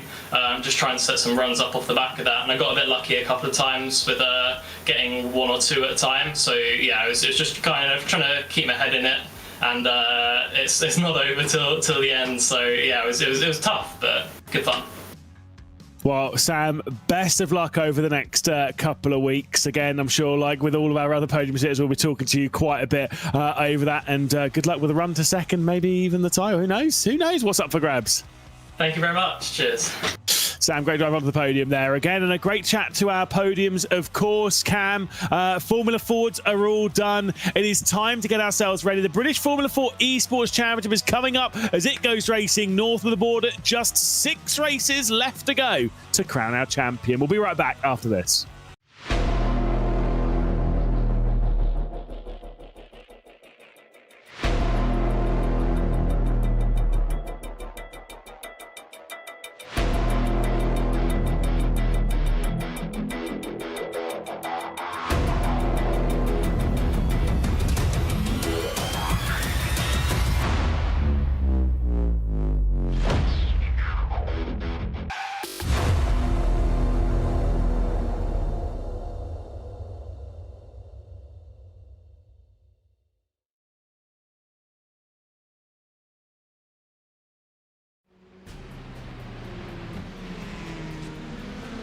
Back then, strapped in and ready to go racing once again here north of the border. Knockhill, our host for the British Formula 4 Esports Championship. We are ready to go.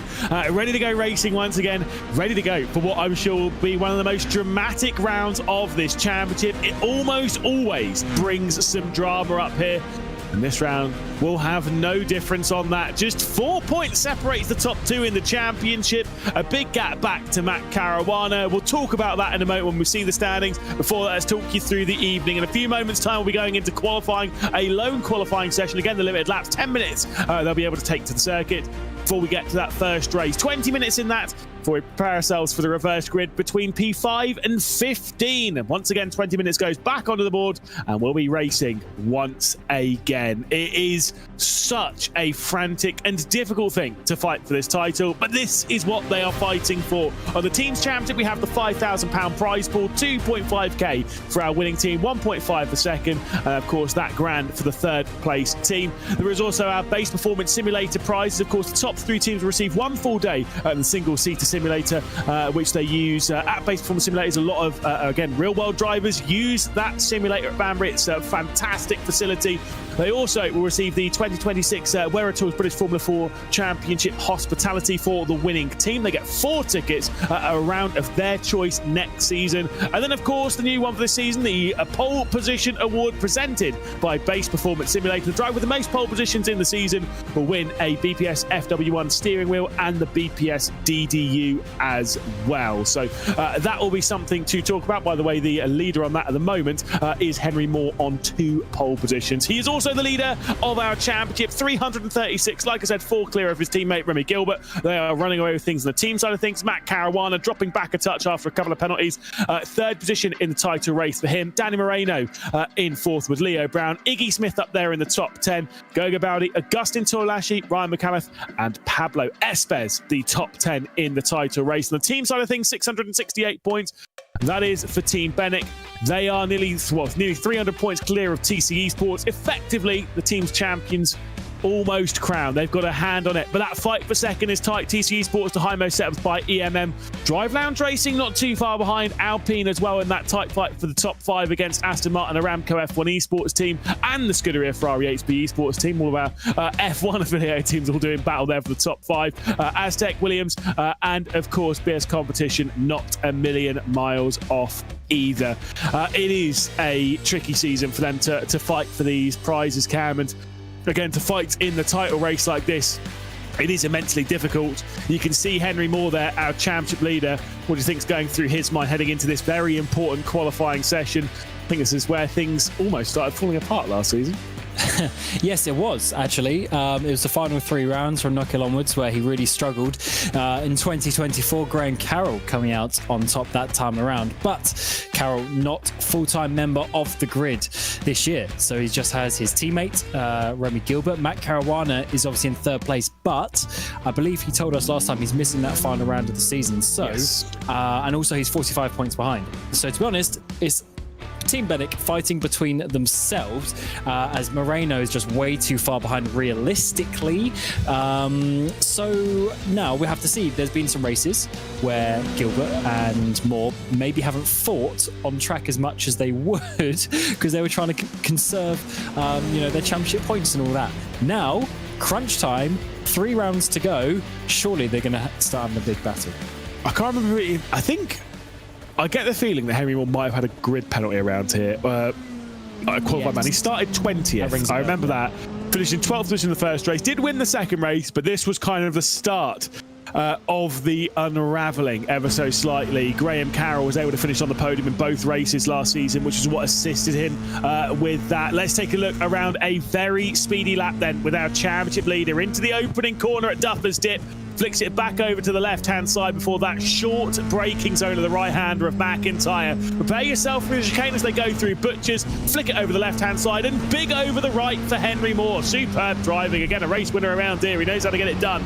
Into the Clark curve before back out onto the railway straight. Such perfect track limit excursions being taken here from Henry Moore. One final braking zone to deal with, and then the lap's over in a flash. Down into Taylor's they go. Late apex they'll need, and Henry Moore picks that one up beautifully, uses all of the track. I'm not going to lie, that lap looked great. Henry Moore looks devastated about it. Across the line he goes with a 46.732, 500ths of a second ahead of Augustin Torlashi.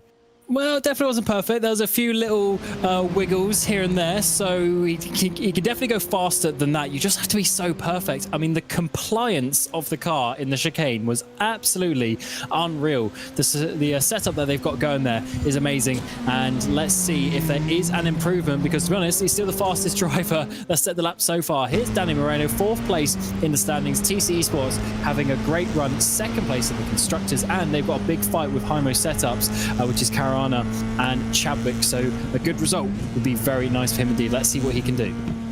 The reason we put a little bit more weight and emphasis on this round is because it does tend to be one of those drivers which does decide things. It does move people around. It does shake up the title race. 2023, we had 3 drivers in the title race. It was McEwen, it was Gordy Much, it was Pete Berryman. It was this round where Pete Berryman faltered a little bit. Meanwhile, Gordy Much took a double victory. Luke McEwen joined him on the podium in both races, and they were able to clear their way ahead of Pete Berryman and make it a 2-horse race in the title run. Of course, last season we spoke about Henry Moore. This season, look, those 2 drivers that are battling for the title are running first and second at the moment in this section. It is Remy Gilbert at the moment who is in position to take your BPS pole position, which would be great for him because I think it would move him to a joint leader in that BPS pole award.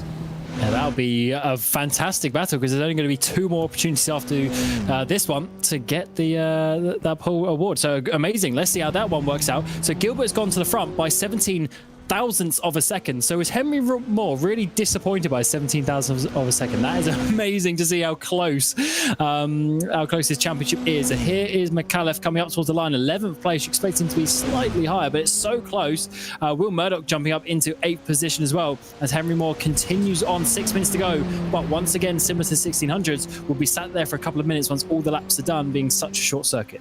Yeah, such a fast qualifying session around here. I'm not going to lie, I like the fact there's a limit on laps as Danny Moreno goes up to 12th, Matt Caruana up to 7th. I've always said circuits like this, when you have an unlimited amount of laps, big slide through the final corner there for Henry Moore, and he's devastated about that. I think that's going to cost him all of that time up towards the line. 46.776. It is not going to be an improvement for Moore, and he's not particularly happy about it, but it's these circuits where it requires, if you're going to get on pole position, it basically needs a perfect lap.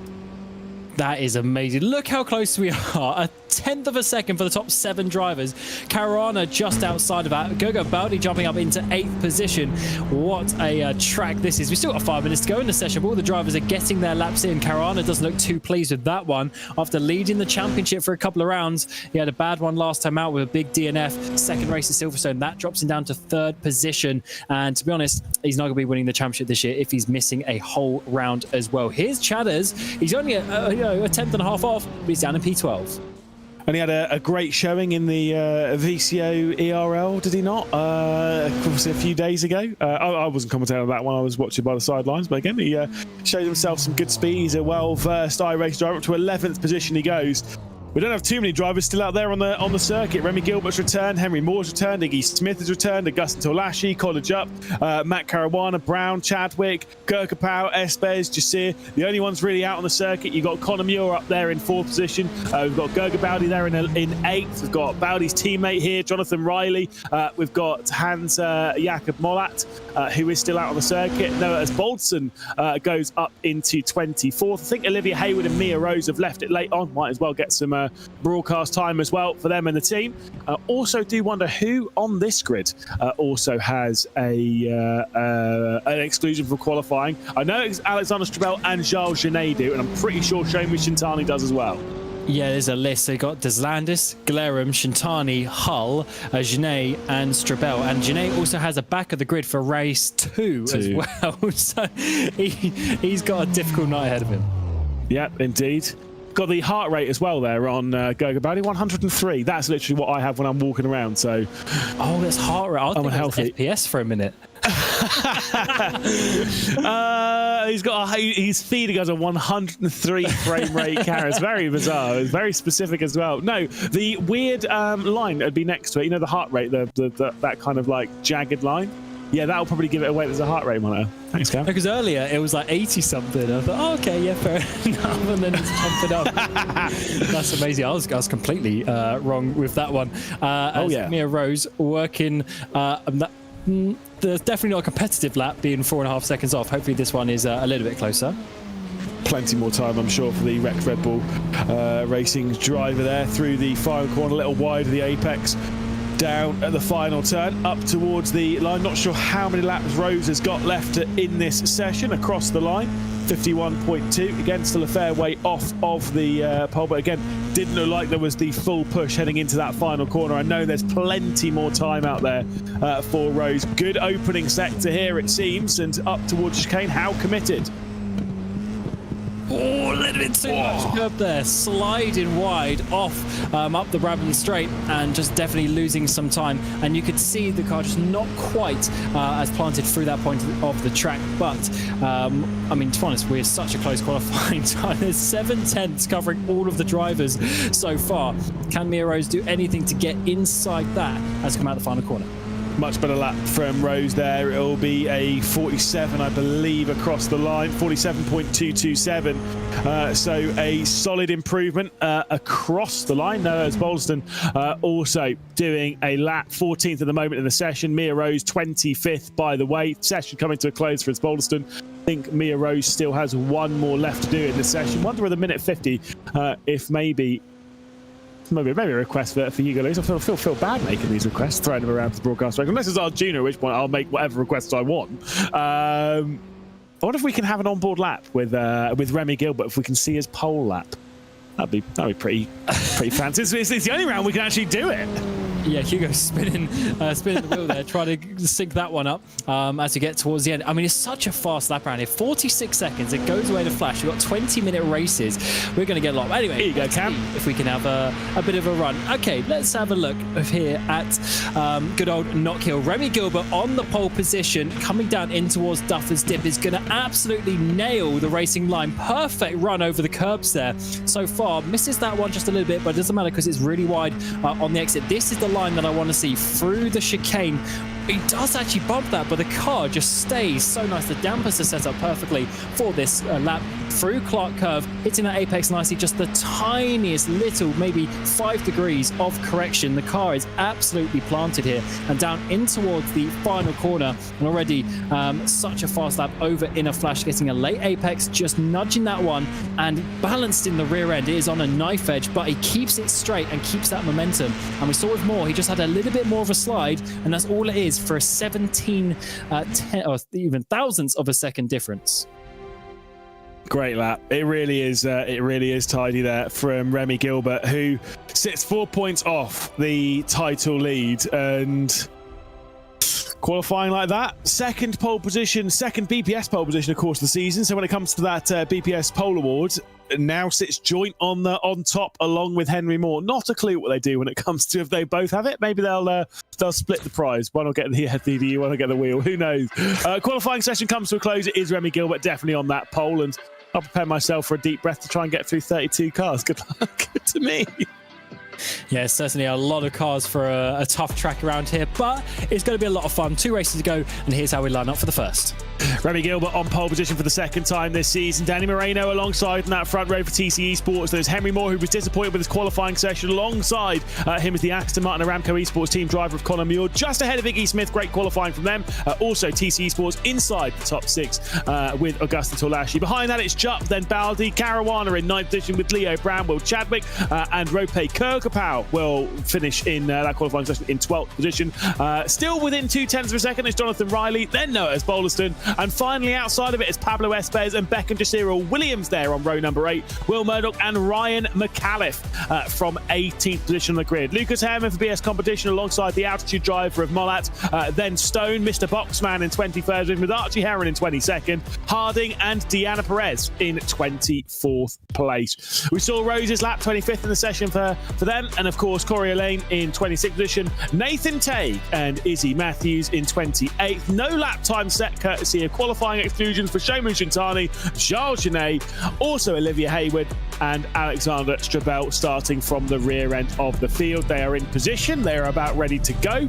We've still got a little bit of time to breathe. It's the second one. I'm just practicing for that second one. We'll only get a minute to get to him. Remy Gilbert though in a great position, but it is a tricky start, isn't it, Cam? Such that uphill tricky run. It's no grid spot, it's flat. Certainly, it's going to be a tough one. Let's see who comes out on top. Bennick at the front. Of course, Team Bennett with Remy Gilbert, Danny Moreno alongside Henry Moore, and of course Connor Muir for the Aston Martin Aramco. And it is a stall, unfortunately, on the grid for Iggy Smith, who didn't go anywhere for the Aston Martin Aramco Esports team. A perfect launch for Remy Gilbert, though, who will lead us through and lead the snake through the opening complex of corners. It's Gilbert, Moreno, Moore, Muir, then Torlashi, Jutt, Baldi, Caruana, Brown and Chadwick, who moves his way inside the top 10. Oh, we've already got cars off into the gravel. That's a bit of a bad run from Moreno. And now Henry Moore's going to be thinking about it. Round the outside for second place. That could be a big move. Oh, there's contact in the background. One of the Red Bull cars has been sent spinning. I think that's Perez who has gone off and down in towards the hairpin. Moore's got second place, but it's now Connor Muir who's trying to go round the outside for third. But Moreno just holds on. Didn't realise that Moore and Moore from the Formula Fords in 2023 was going to be the second hardest Moore pairing that I've had to commentate on, because Moore and Muir, that's tough to drop back to back. But either way, Moreno's in the middle of them at the moment and sits in that third position as they work their way through Duffer's Dip in the opening corner of the circuit. This is looking back to the Ferrari driver there of Gergo Baldi. Matt Caruana, the high-mo set us by EMM, trying to look to the outside there as they work their way through McIntyre. Leo Brown for Drive Lounge also sat there knocking at the door and obviously trying to work his way up. Augustin Torlashi for TC Esports, though, dropping down the field. And it wasn't a big off, but look how many places he lost. That is ridiculous. 5 or 6 cars going through with side by side, almost 3 wide, down in towards the final hairpin. As we've seen Baldi try to hold on. He's got that inside line, but unfortunately, Leo Brown on the outside is going to get squeezed out, and Caruana comes through. We've got Chadwick, Caruana's teammate, not too far behind, trying to cover from the difficult qualifying. We're side by side, actually, as we come down towards Duffer's Dip. Brown is on the outside. Chadwick pushing his teammate. He's got to back out of that one to not go side by side in towards the first corner. But these guys, such high-paced action here at Knockhill. Goodness me, it is so incredibly tight, and as you quite rightly said, it is brutal out there with how much one mistake can cost you, just courtesy of how tight it is. Got a lot of cars into the pit lane. We've got Mia Rose, Jonathan Riley, Beckham Jasir, Will Murdoch, Deanna Perez and Iggy Smith. So Smith into the pit lane. Big shame after qualifying so well. Not 100% sure as to what happened there, as Will Chadwick looking down the inside of Leo Brown. Full send into the final corner at Taylor's. Kicks up a bit of oversteer as well on the exit of that corner, trying to slam that throttle down. Meanwhile, Augustin Torlashi trying to defend from Ryan McAuliffe on the start-finish straight. Yes, Balderson's already got through. Now it's McAuliffe. This could be another 2 places lost for Torlashi after his off a couple of laps ago, and he's now lost those 2 just because of racing as well. So that is not good for TC Esports. With Moreno up in 3rd place, their fight for second in the championship in the constructors. They need these points, and that unfortunately is a lot being lost so far by the number 30. And he's got one of the Williams cars all up behind him as well in 14th place. That's Ezpez, who now has the run. Oh, we're off into the road up ahead. This is what we saw earlier with Perez. Can't quite see exactly what happened on the 3M Esports, and then Perez being hit, I think, by a teammate as well. Yeah, I was going to say, Mia Rose was definitely in the middle of all of that. Let's see it from up above. It was one of the altitude cars that was there, a bit of air between them, and that was Mia Rose straight into the side as well. Unfortunately, just nowhere for Rose to go, straight into the side of Perez. This is what happened to Jonathan Riley, bit of a spin and contact with one of the Williams. Just very messy. That would have been Beckham Jasir in the middle of all of that. Very messy. Yes, wow, when the wheels get locked together, they just couldn't do anything to unlock themselves. I mean, that's open wheel racing, to be honest. Torlashi goes off. Ezpez is going to get the run up the inside in towards Clock, and there's a 3rd position lost. Torlashi is going backwards. Yeah, it's definitely struggling. Lucas Herman is now sat behind for BS competition, and it might not be behind for too much longer, as Augustin Torlashi trying to get straight back through on Pablo Espez. Herman with a bit of a look to the inside of Espez as well. They work through the final corner. You can see the queue of cars behind, 2 altitudes as well, knocking maybe at the door to find their way through, but can't quite do it. 0.6 of a second separates the race lead in those 2 Bennett cars, so the top 2 in the championship may well be doing battle here north of the border in a few moments' time. 15 minutes and 40 seconds left to go on the clock. Cameron, Roger, could you believe it? We've only seen 4 minutes and 20 seconds of this race. Oh, this is going to be a tough one. Let's see how we get going with this race. Hopefully it'll calm down just the tiniest bit because these guys are going a little bit too crazy. Want some nice battles here, and we saw in the 1600 you can go back to back, having these sort of little battles where each lap you reverse the positions. No sends this time around into the hairpin, at least for Herman, as the 86 has a bit of a look because that's a terrible run up ahead, but somehow managed to get the run there for Pablo Espez and kept a decent one. So everyone has a really loose rear end around here, really getting the rear rotated and having to do all of the control through the steering wheel. That was a bad run from Espez though. Through Duffer's dip, Herman closes right in. Not a good track for a loose rear end, let me tell you. It can be very difficult around here for it as Muir and Moreno switch positions. Connor Muir getting through into third. Moreno's had a poor run through the chicane, and the Aston Martin Aramco driver has got through and then dropped back behind, and now has Connor Jupp as well to try and work his way through in the Alpine. To the outside, he's going to go looking for the up and under. Jupp might just be able to do it. And this is much better from Alpine Esports. Got Kirkpatrick in the top 10 as well. Let's see what Jupp can do down the inside. The battle of the Connors. Who is it going to be? In towards Duffer's dip. We've got Aston Martin outside. Alpine, small contact between them. And Jupp should have this one into down in towards McIntyre's, but not enough actually. Somehow Jupp holds on. On the outside, we've got Gogo Baldi. He's on the gravel. He's trying to get up the inside into the chicane. Baldi's going to keep his nose in there. So somehow Jupp is going to have to hold on to this one, but he doesn't though, because Caron is going to come through along with the Ferrari. How did Muir not get a slowdown though? That's what I want to know. I'm not sure he doesn't have a slowdown. He skipped over the inside there at the second corner courtesy of the bit of contact, and somehow he's not dropping back into Baldi, Caruana, Brown or Jupp again. A little bit of awkward contact. I would actually lean that one a little bit more towards Muir. I think he turned over a little bit too much. I know there'll be a load of people that will stay at, this overlap, that overlap, and they're all the people that think Oscar Piastri was to blame for the weekend stuff. I think they're completely wrong. So we'll not talk about that too much. Chadwick to the outside of Jupp, and once again so tight between them. If there's a car there, give it a car width. Why not? Let's have some racing. Oh, this is beautiful. We calmed down for maybe a lap and a half, and now it's going crazy again. I absolutely love this track here in British F4 Esports. Let's see how this one ends. We've got Caruana, we've got Baldi following in behind as we work our way onto the back straight. Big slide there as Baldi's going to have the run. He's going to look to the inside, working away down towards the hairpin. All this is doing is letting Moreno get away for third place. Huge defensive line to the inside. That's going to open up the door for Brown to have a thing to get up the inside, and he might be able to do that one by one. Bit of a hip check on the outside as well. Oh, God, it's brutal in this fight. Absolutely brutal. Brown and Baldi going side by side. Chadwick directly behind, trying to score some good points for Hymo setups by EMM. Into the rear end, though, and he's going to go for a spin. A little bit too hot there into the opening corner. Touching the back of Ryan McAuliffe. And Will Chadwick down to 15th position. He's going to rejoin just inside the top 20 ahead. One of the Mets driven by us cars. But what a chaotic moment and a costly mistake there from Chadwick, just touching the rain light of Ryan McAuliffe's car. And letting TC Esports off a bit in the constructors as well. They were looking to gain some points with Torlashi going back down the order, but now it's the other way around. And let's see what Torlashi can do as he's working his way back up. One by one, he's getting there. He's outside the top 10. He's now up into 8th place. Balderson in the background is getting Kirkapau as well, dropping the Alpine driver out. Oh, we've got people coming down the pit road. Is that because of all the off tracks and all the contacts we've seen? Is McAuliffe and Kirkapau must have got black flagged?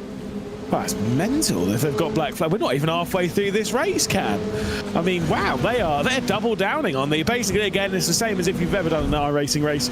You get a certain amount of instant points for track limits and for car contacts. Once you breach that, you have to take a little trip down the pit lane. Quite a short pit lane around here. But actually, one of the things around here, the average speed is quite high. Sorry, I remember I said it was Ryan McAuliffe. It obviously was Gogo Baldi, the spin. That was when Ryan McAuliffe came through, and of course, the car we were looking at in the middle of all of that was Chadwick, and was able to avoid it. To be fair, did exactly the right thing. Slammed onto the brake pedal, held the brakes. It means the car's sliding in a consistent trajectory, makes things a little bit easier for everyone to avoid. So in that sense, very solid from Chadwick, and the exact example is Hans Jakob Moller also into the pit lane. God, they're busy in the pit lane in this race. That's what I was just thinking. Another car, so altitude back down pit lane. And people who think it's probably been a very quiet race so far, Gilbert and Moore for Team Bennett. They're leading the Constructors Championship. They're 1-2 in the Drivers, which is obviously why they're leading the Constructors. No one can get ahead of them. And this is a championship battle with 3 races to go. Oh, the 17 us Espes has gone off. He was in a solid top 10 position at one point, but he's struggling, and that is going to be back to the pit lane. Yeah. Again, this is one of the main things about this circuit. We know from our time here in sim racing, whether it is commentating here in the British Formula 4 Esports Championship, whether it is having driven this circuit a whole host of times, it is a brutal circuit. That was Espes into the barrier. It is a brutal circuit, and if there is a circuit we visit on this calendar that takes no prisoners, this is up there. Brands Hatch is up there, but this is definitely number 1 on the list. Wow. That was an insane synchronized spin, full airplane moment. I mean, that is what you like. And we come back to this battle for P3 in the meantime, though. Moreno on the inside for TC Sports. He's got the Aston Martin of Conor Muir on the outside, and they are battling for the final place on the podium. 6 seconds off the lead.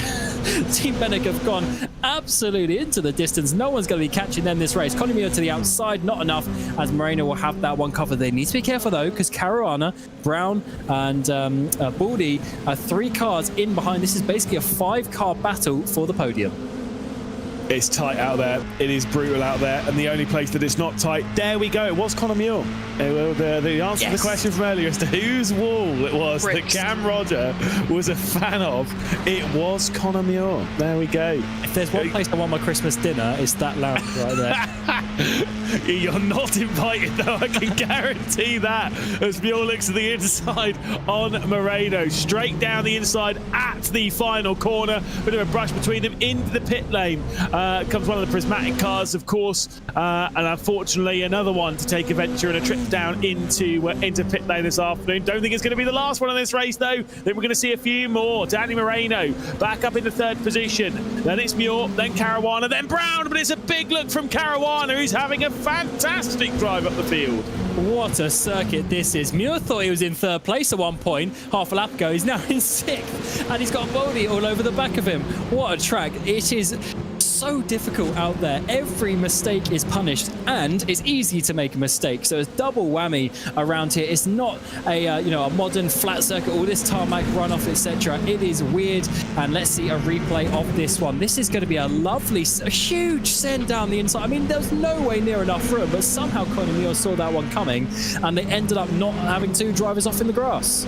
Huge send in a braking zone that is incredibly short as well. That braking zone is really tiny. So to get that one sent, brave stuff, great driving. Conor Muir, of course, the only driver at the moment in this race for the Aston Martin Aramco team, courtesy of Iggy Smith's odd issues on the race start. I still don't know what happened, but of course, unfortunately, retiring from the race start, couldn't quite get going in this race, unfortunately. And as Lewis Werrell says in chat, of course we saw in the Formula 4 600, good luck with racing, of course, this weekend. Busy man racing out there around the world of racing in some open wheelers. Try and get some good results. There was a spin then from Conor Muir, and I think that was maybe just a bit of rear locking. So easy. I'm pretty sure there's a bit of a rub from Baldy, though, which is a bit of a problem, in terms of penalties coming that way. But we'll have to see a replay to see exactly how that was. 2 drivers fighting so hard, and they're rubbing up against each other very often. And unfortunately, if there's just a little bit too much momentum from one car, these cars are very, very sensitive. We've seen how the rear end is dancing around, just the tiniest bit of pressure. And let's see. So we've got the Ferrari on the outside. That's going to go Baldy. Oh, no, he does lose on his own. You're right, I thought there was contact. No, he's on his own. Just a difficult point, trying to judge the rear brakes to perfection, but not that time around.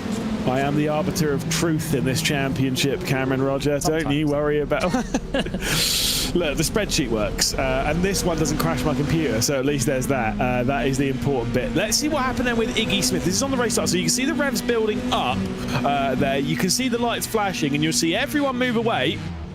Inability to shift into 1st gear. That is a huge shame, and I do agree with what Lewis Werrell said. Completely robbed.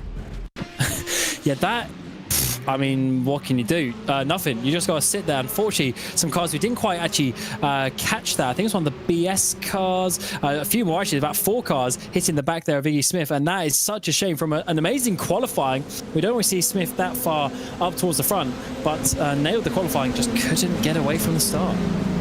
Bit of front wing damage on the 33 of Leo Brown as well, so not great for Brown. It's just that front left being bent up somewhat, but of course it'll maybe slow down a little bit on the challenge. This is on board with Will Murdoch, you were right, it's a BS competition car, and you can see immediately left hand down, that front right is pushed in somewhat. Oh, wow. The front left was pushed as well.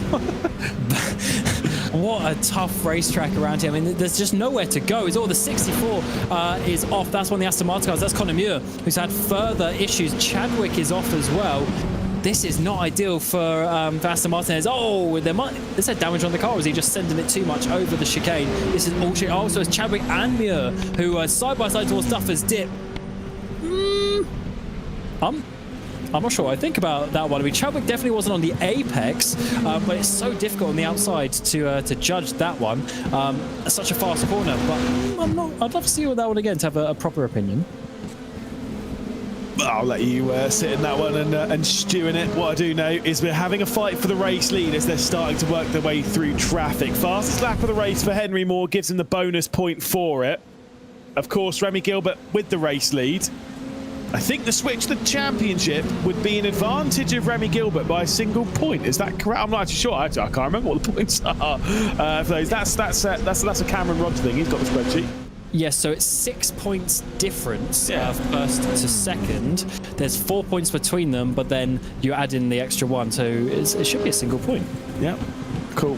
I worked that out in my head. I didn't even need access to the spreadsheet that I painstakingly built for this championship. They've managed to work their way past the Red Bull driver, of course, and now they run with some clean air up ahead for the next 4 minutes. Should be a few laps left to go at the line, and this is one of those ones where you'd sit there and be like, how hard are they going to fight? Now, I'm sure Seb Hawkins, who is team manager, has said, look, boys, as it's been all season, you fight where you can. Like, if it's all well and good and you're going to keep it clean, you go ahead and fight. The thing is, they've basically got one hand of the team's championship. Now, obviously, they'll want to tick this result off as Lucas Herman's gone for a bit of a spin as well.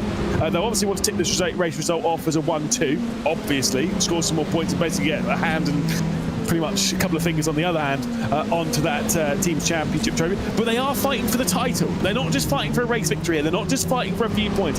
They are fighting for the Drivers' Champ here in the British Formula 4 Esports Championship. It is Remy Gilbert, the most experienced driver in this championship, going against Henry Moore, who has, is it joint most wins now? I believe it is, yes, which means this would take him solo at the top.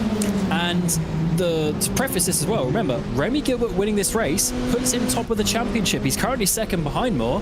This is a big move, and there's only 2.5 minutes left, so Moore, I mean, he's also got retirement to his name. Remember, there's no drop scores or anything like that, but he's got retirement to his name. He's kind of behind, so if Gilbert wins this race, he'll be leading with 2 wins of the season, where Moore has 4.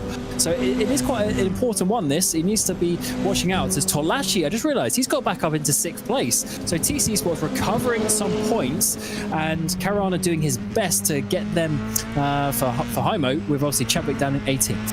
Here we go. The camera of Gogo about his stream times at 120 frames per second. Thanks, Cam. Obviously, the heart rate's 120. It is picking up. 130 we're approaching now as he's going on the attack. Bit of contact there as he's getting sandwiched between. And somehow it doesn't skyrocket and all that. Again, shows how calm these drivers keep, relatively speaking, as he's trying to slot the gap between Moreno and Tolashi, who go side by side a little bit, with Tolashi going back up into the top 5. It is still going to be TC Esports running in 5th and 6th position, but that was close to tears. I'm sorry, but what on earth was that overtake from TC Esports? You're trying to get 2nd place in the Constructors' Championship, and you almost took both drivers out in a dodgy move, and also let Gogo Baldi through. That was not the best way of doing that, for sure. It's worked out in the end, though, because Tolashi's got through to 5th, and Moreno can hold on. He's obviously struggling after a good qualifying. He's going big defensive there to the inside. He's going to have a slow run onto the straight. Baldi should have this one done by the time we get down to the hairpin. Oh, it's cut off as Moreno moves over perfectly perfectly. The heart rate is going up now just a little bit, almost getting towards 140. Hit Big Set coming down the inside from Bowdy, saw that one. Moreno doesn't defend it. Bowdy gets it stopped, but on the exit can't get the power down. Any idea what your highest heart rate has been in a race? Oh, any rough guess? Like stupid, like 180 or something. It is mad. That is cardiovascular exercise heart rate, and yes, it does get up to 180. Anyone who says it doesn't, you're lying. I've definitely. I remember one time I was in a race. I wasn't really focused on what was going on, and then suddenly I was very cognizant of where I was in the race, and it felt like I had a heart attack. It shoots up, and that's exactly what's happening for Gergo Bowdy right now, up to the 140s. Here we go. Final lap of the race between these two. I'm sure heart rate's been pretty calm between them. That might not be the case here on the final lap. To the outside, Henry Moore's going to go the 77 outside of his teammate to hold the championship lead. He's going to just try and slow Gilbert down perfectly, cut back in line. Really, it's one opportunity down to the hairpin, isn't it? But how much does he want it? Don't risk losing these points, but he is going to lose the championship. Gilbert, with his second race win of the season, it would take the lead in the championship. Get the run through here and have a send on your teammate. Not many opportunities left to go for Henry Moore. He'll be relinquishing the championship lead if he's going to sit in second position. He'll be going number one on the all-time winners list if he's able to find his way through into first place. Defensive line comes in from Remy Gilbert. He'll be able to work his way up towards the line to take back-to-back victories in this championship. It's Gilbert across the line to take over the championship lead in the British Formula 4 Esports Championship. It is a 1-2 for Team Bennick, though. The fight for the podium behind between Leo Brown and Matt Caruana. Drag race up towards the checkered flag, and it is Caruana up to third place. Superb drive from Caruana once again, showing his overtaking prowess in this championship. So the top three on the road in the end are going to be the top three in the championship. With how we're going to stand after this, that's not exactly what I was expecting after some carnage, but Caruana getting back up into third place. And what a race once again. We saw the likes of Tolashi going up and down. Even Connor Jupp was fighting out there at one point. And also some big results from the likes of Harding Genet from the back of the grid up into 11th place. McAuliffe, he was fighting all day. Some good entertainment out there. Some excellent entertainment out there, and again, some brutal racing, some issues of drivers sliding out wide and having their fair share of problems. It's a tricky circuit, and it's going to get trickier because it's time to talk reverse grid. And again, numbers 5 through 15.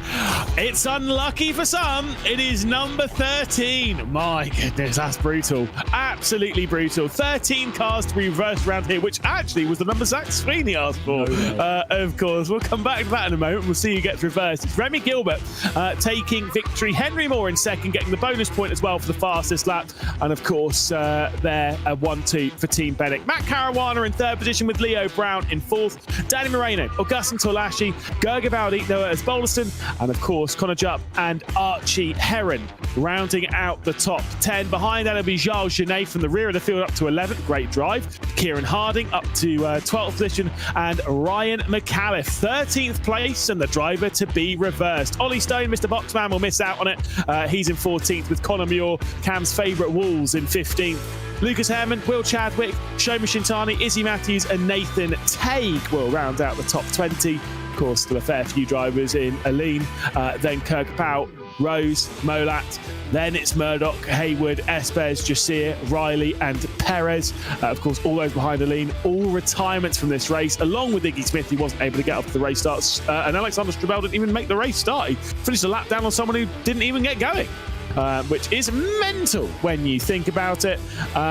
Either way, let's start talking about our podium, start talking about our race winners, and let's start talking to Remy Gilbert, who, of course, great drive there into the top step of the podium, and a great drive onto the top step of the championship at the moment. You are the championship leader. Great drive to it. We're able to keep Henry Moore at bay. Let's talk about that qualifying lap first. Such a brilliant drive around a difficult circuit. How does that feel when you hook together 46 of the most difficult seconds you can? Yeah, I mean, it was pole, but I still wasn't very happy with it. Again, like, it was lap one where I did my best time, which shouldn't really be the case. But yeah, it was good enough for pole anyway, which I'm happy with. And then, yeah, the race, me and Henry sort of just pulled away from the rest and then just left it to the last couple of laps to fight out. And yeah, it was really good racing. Although I did get a little bit worried going into turn one, but nah, it was good. It was good. Let's roll our way back in time a little bit, use the old memory cells, and of course think back to last year around here, where in the first race, a certain Mr. Remy Gilbert was able to take victory in that opening race, finished 7th in the second race. I mean, repeating the first part of that, how much better can we go? I mean, look, that's a great drive to first. What were you expecting in race number 2? Well, I need to see the reverse grid. Do you know what it is? Or it's 13. It's not lucky. It's not looking good, mate. I don't want to break that one to you, all right? Well, I mean, I guess the thing to do is just to try and stay out of trouble. But I mean, I've scored good points now, and you know, anything that comes, we just have to wait and see what happens. And yeah, just hopefully it goes well. Hopefully, avoid all the carnage.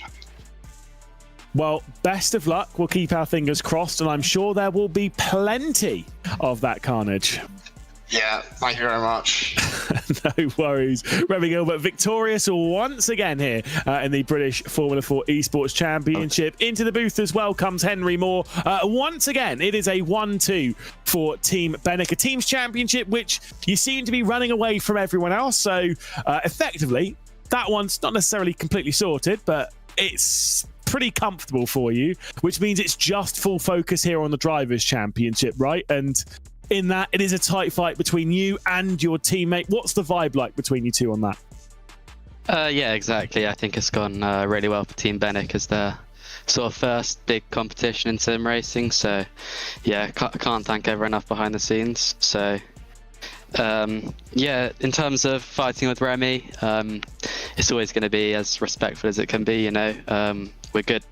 We're actually really good friends off track. So, yeah, I just didn't want to do anything crazy on that last couple laps. So, yeah, I think if I just sort my qualifying out, then I'll be sorted, because yes, not been ideal as of late. So a bit of a scruffy lap in that qualifying. I think the race would have played out a bit differently if I just sorted it out. So yeah, but really happy. Yeah.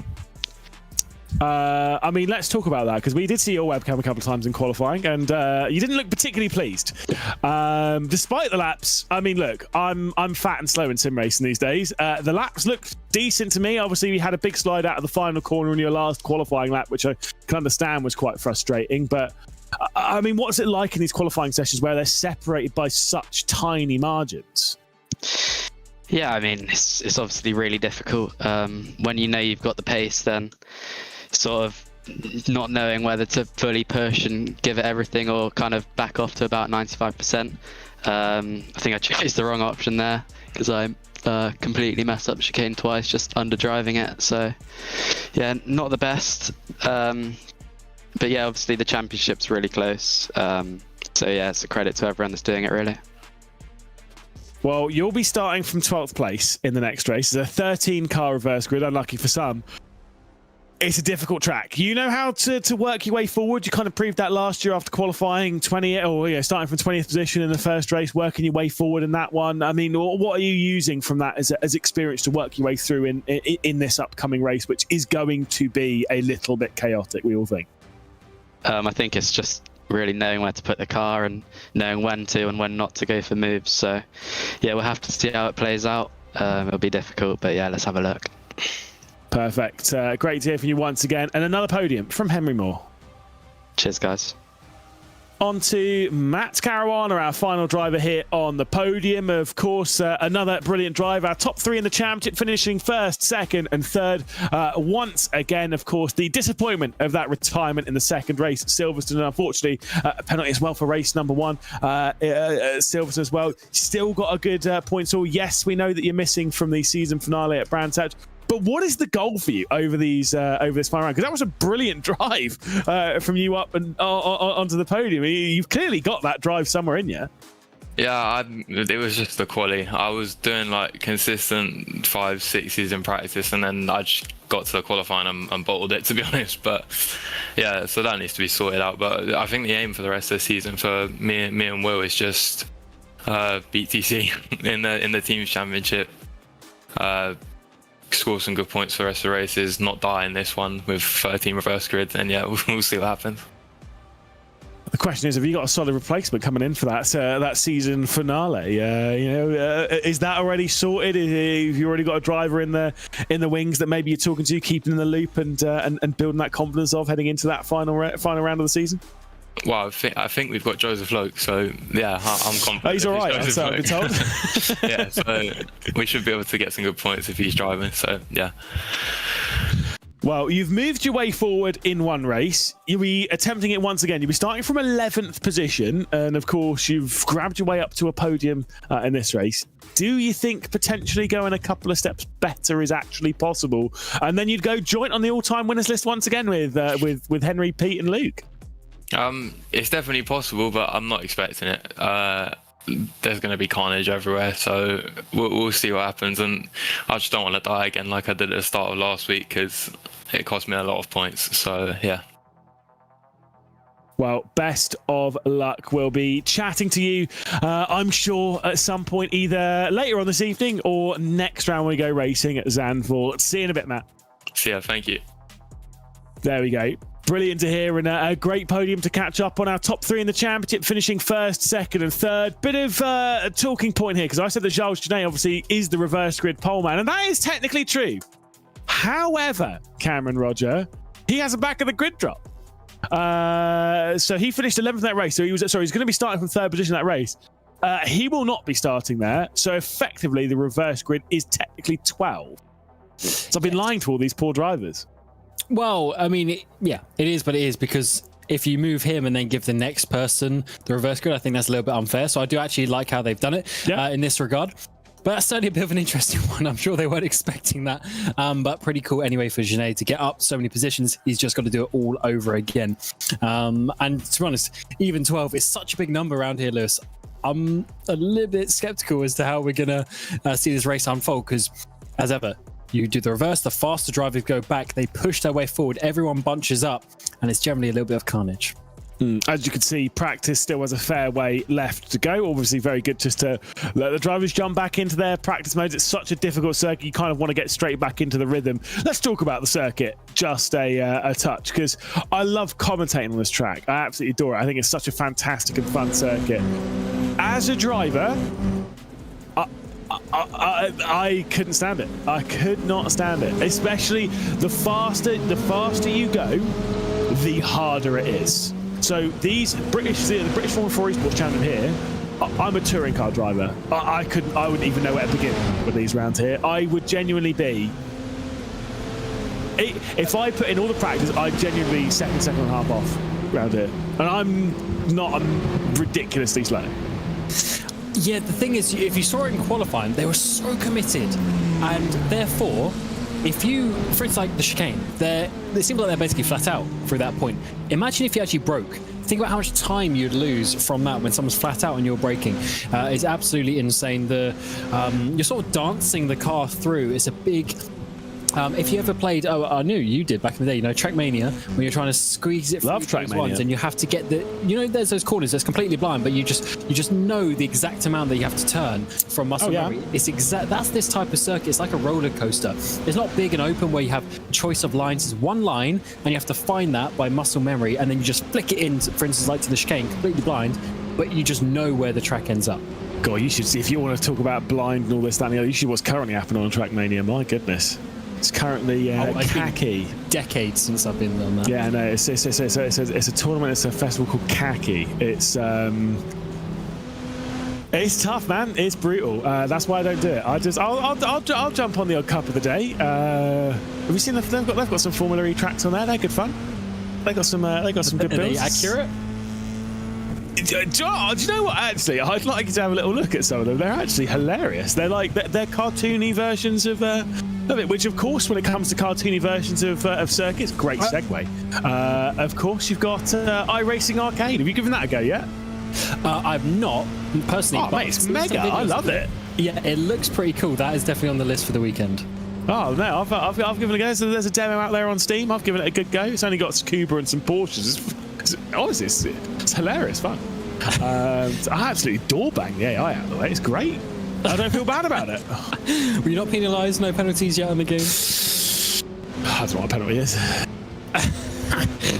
Some of these drivers don't either, to be honest. How they were driving in the first one, even though it's such a high-level championship. I mean, they were just going. They were going proper crazy. Hopefully, it's not a bit of iRacing arcade. Well, I have said that actually. Oh, we've got more drivers off there. McIntyre's. Just a little slight segue. As we've got a couple of minutes. Are you slightly disappointed with the season that he's going, or is this what you were expecting? No, I think he would sit there to see how quickly. I was like, yep. I think the first round was what I was expecting. Top 10s, good results, good speed. After that, from that point on, hasn't got a single top 10. Yep. And don't get me wrong, I wasn't expecting top 10 in every single race, but I am saying this knowing Shoma will feel exactly the same way, right?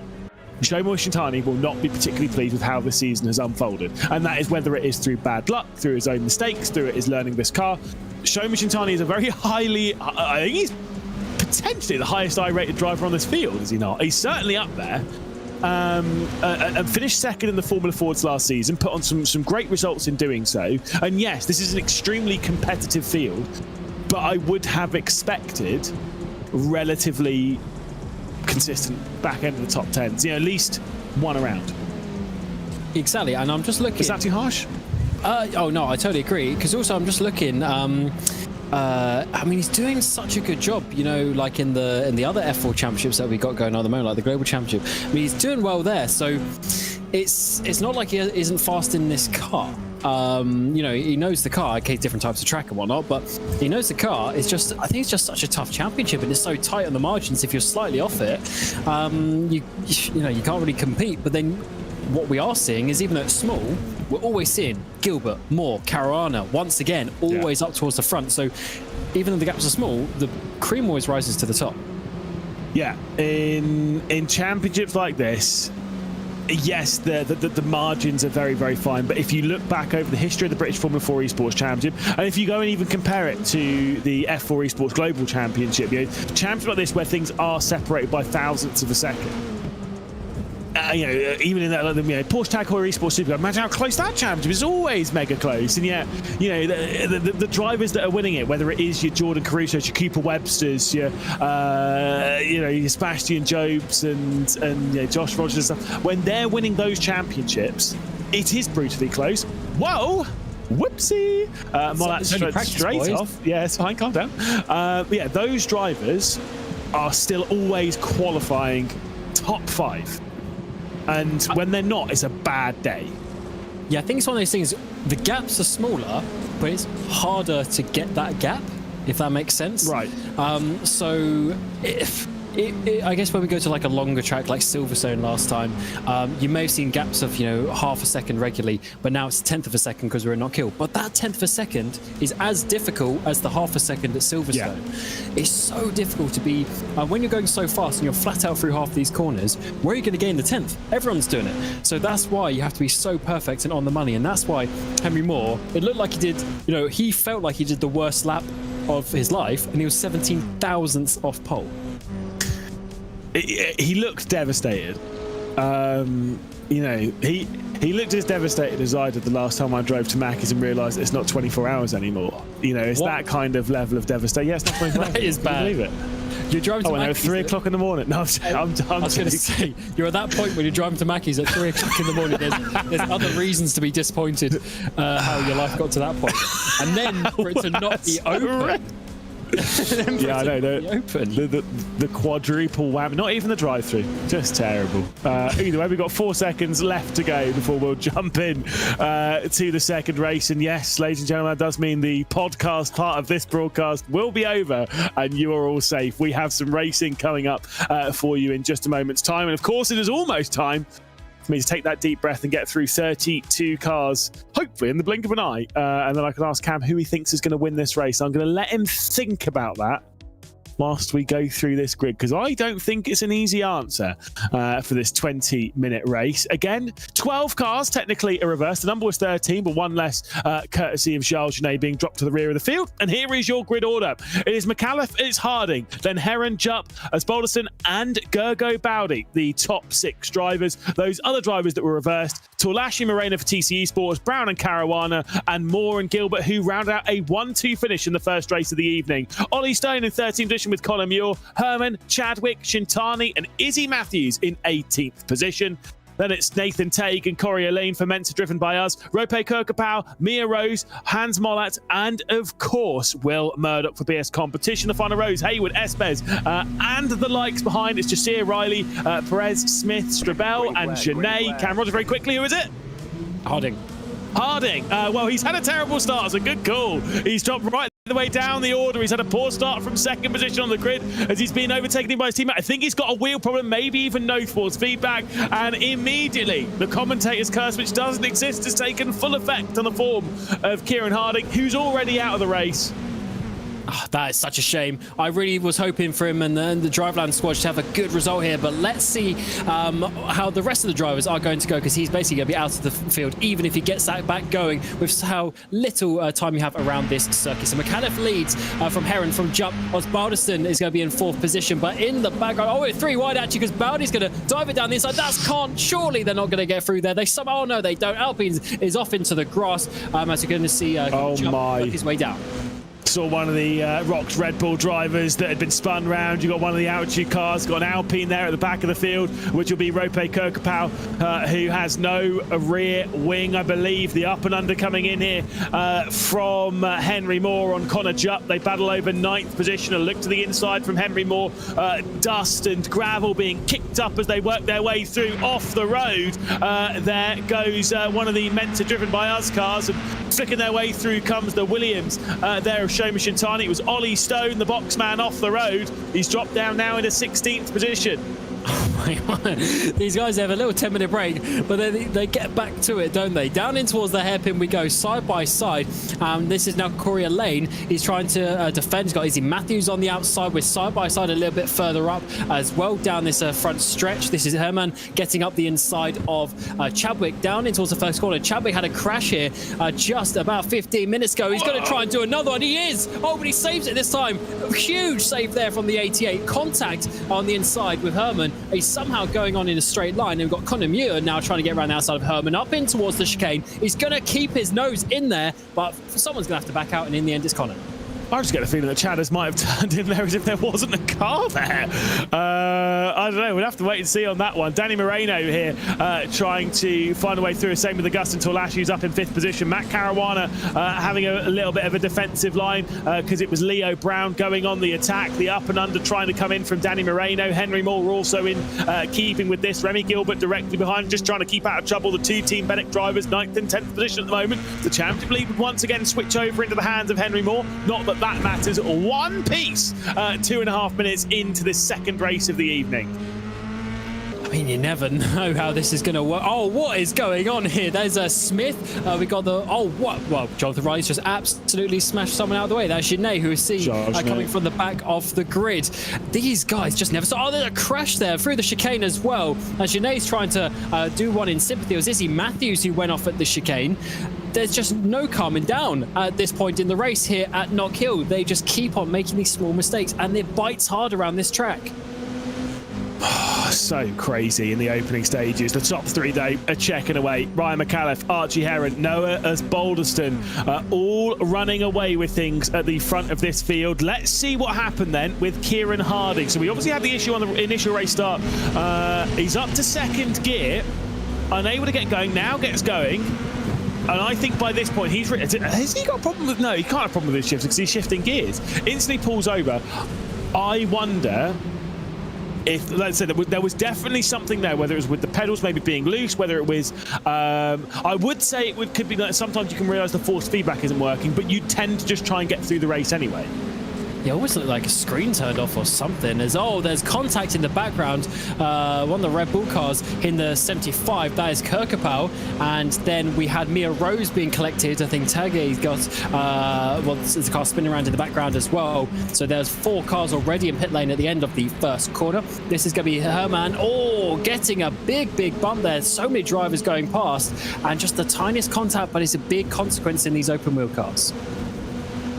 So chaotic. Danny Moreno, Henry Moore directly ahead of him. It is, but with someone straight off in the background, which must have been Connor Jupp. Here comes a look to the inside from Augustin Torlashi on Remy Gilbert, who holds firm around the outside. It's Benek from TC, from TC, all in the fight over 7th position. Do remember that TC Esports are trying to battle with the likes of Will Chadwick and Matt Caruana here, who drive for the Hymo driven by Hymo. I'm getting my team names mixed up. Hymo setups by EMM. I was getting that mixed up with Mensa driven by us. That's what Matt Caruana was driving with last year. Wow, that's quite a merger, isn't it?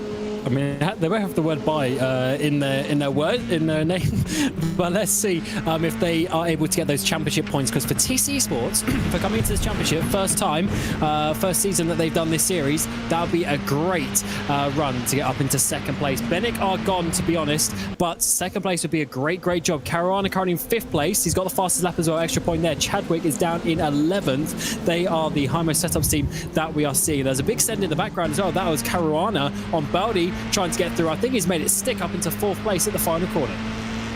I think he has. Like you say, there is a bit of movement coming in from Caruana, who'll be looming large. He said he was confident of the chances of going for victory here in this race, and he's only a couple of seconds behind this, and I think he's got the pace to close his way up to it. He'll drag Bowdy with him, maybe even Leo Brown, who's definitely got the speed. Of course, Ryan McAuliffe, our race leader at the moment.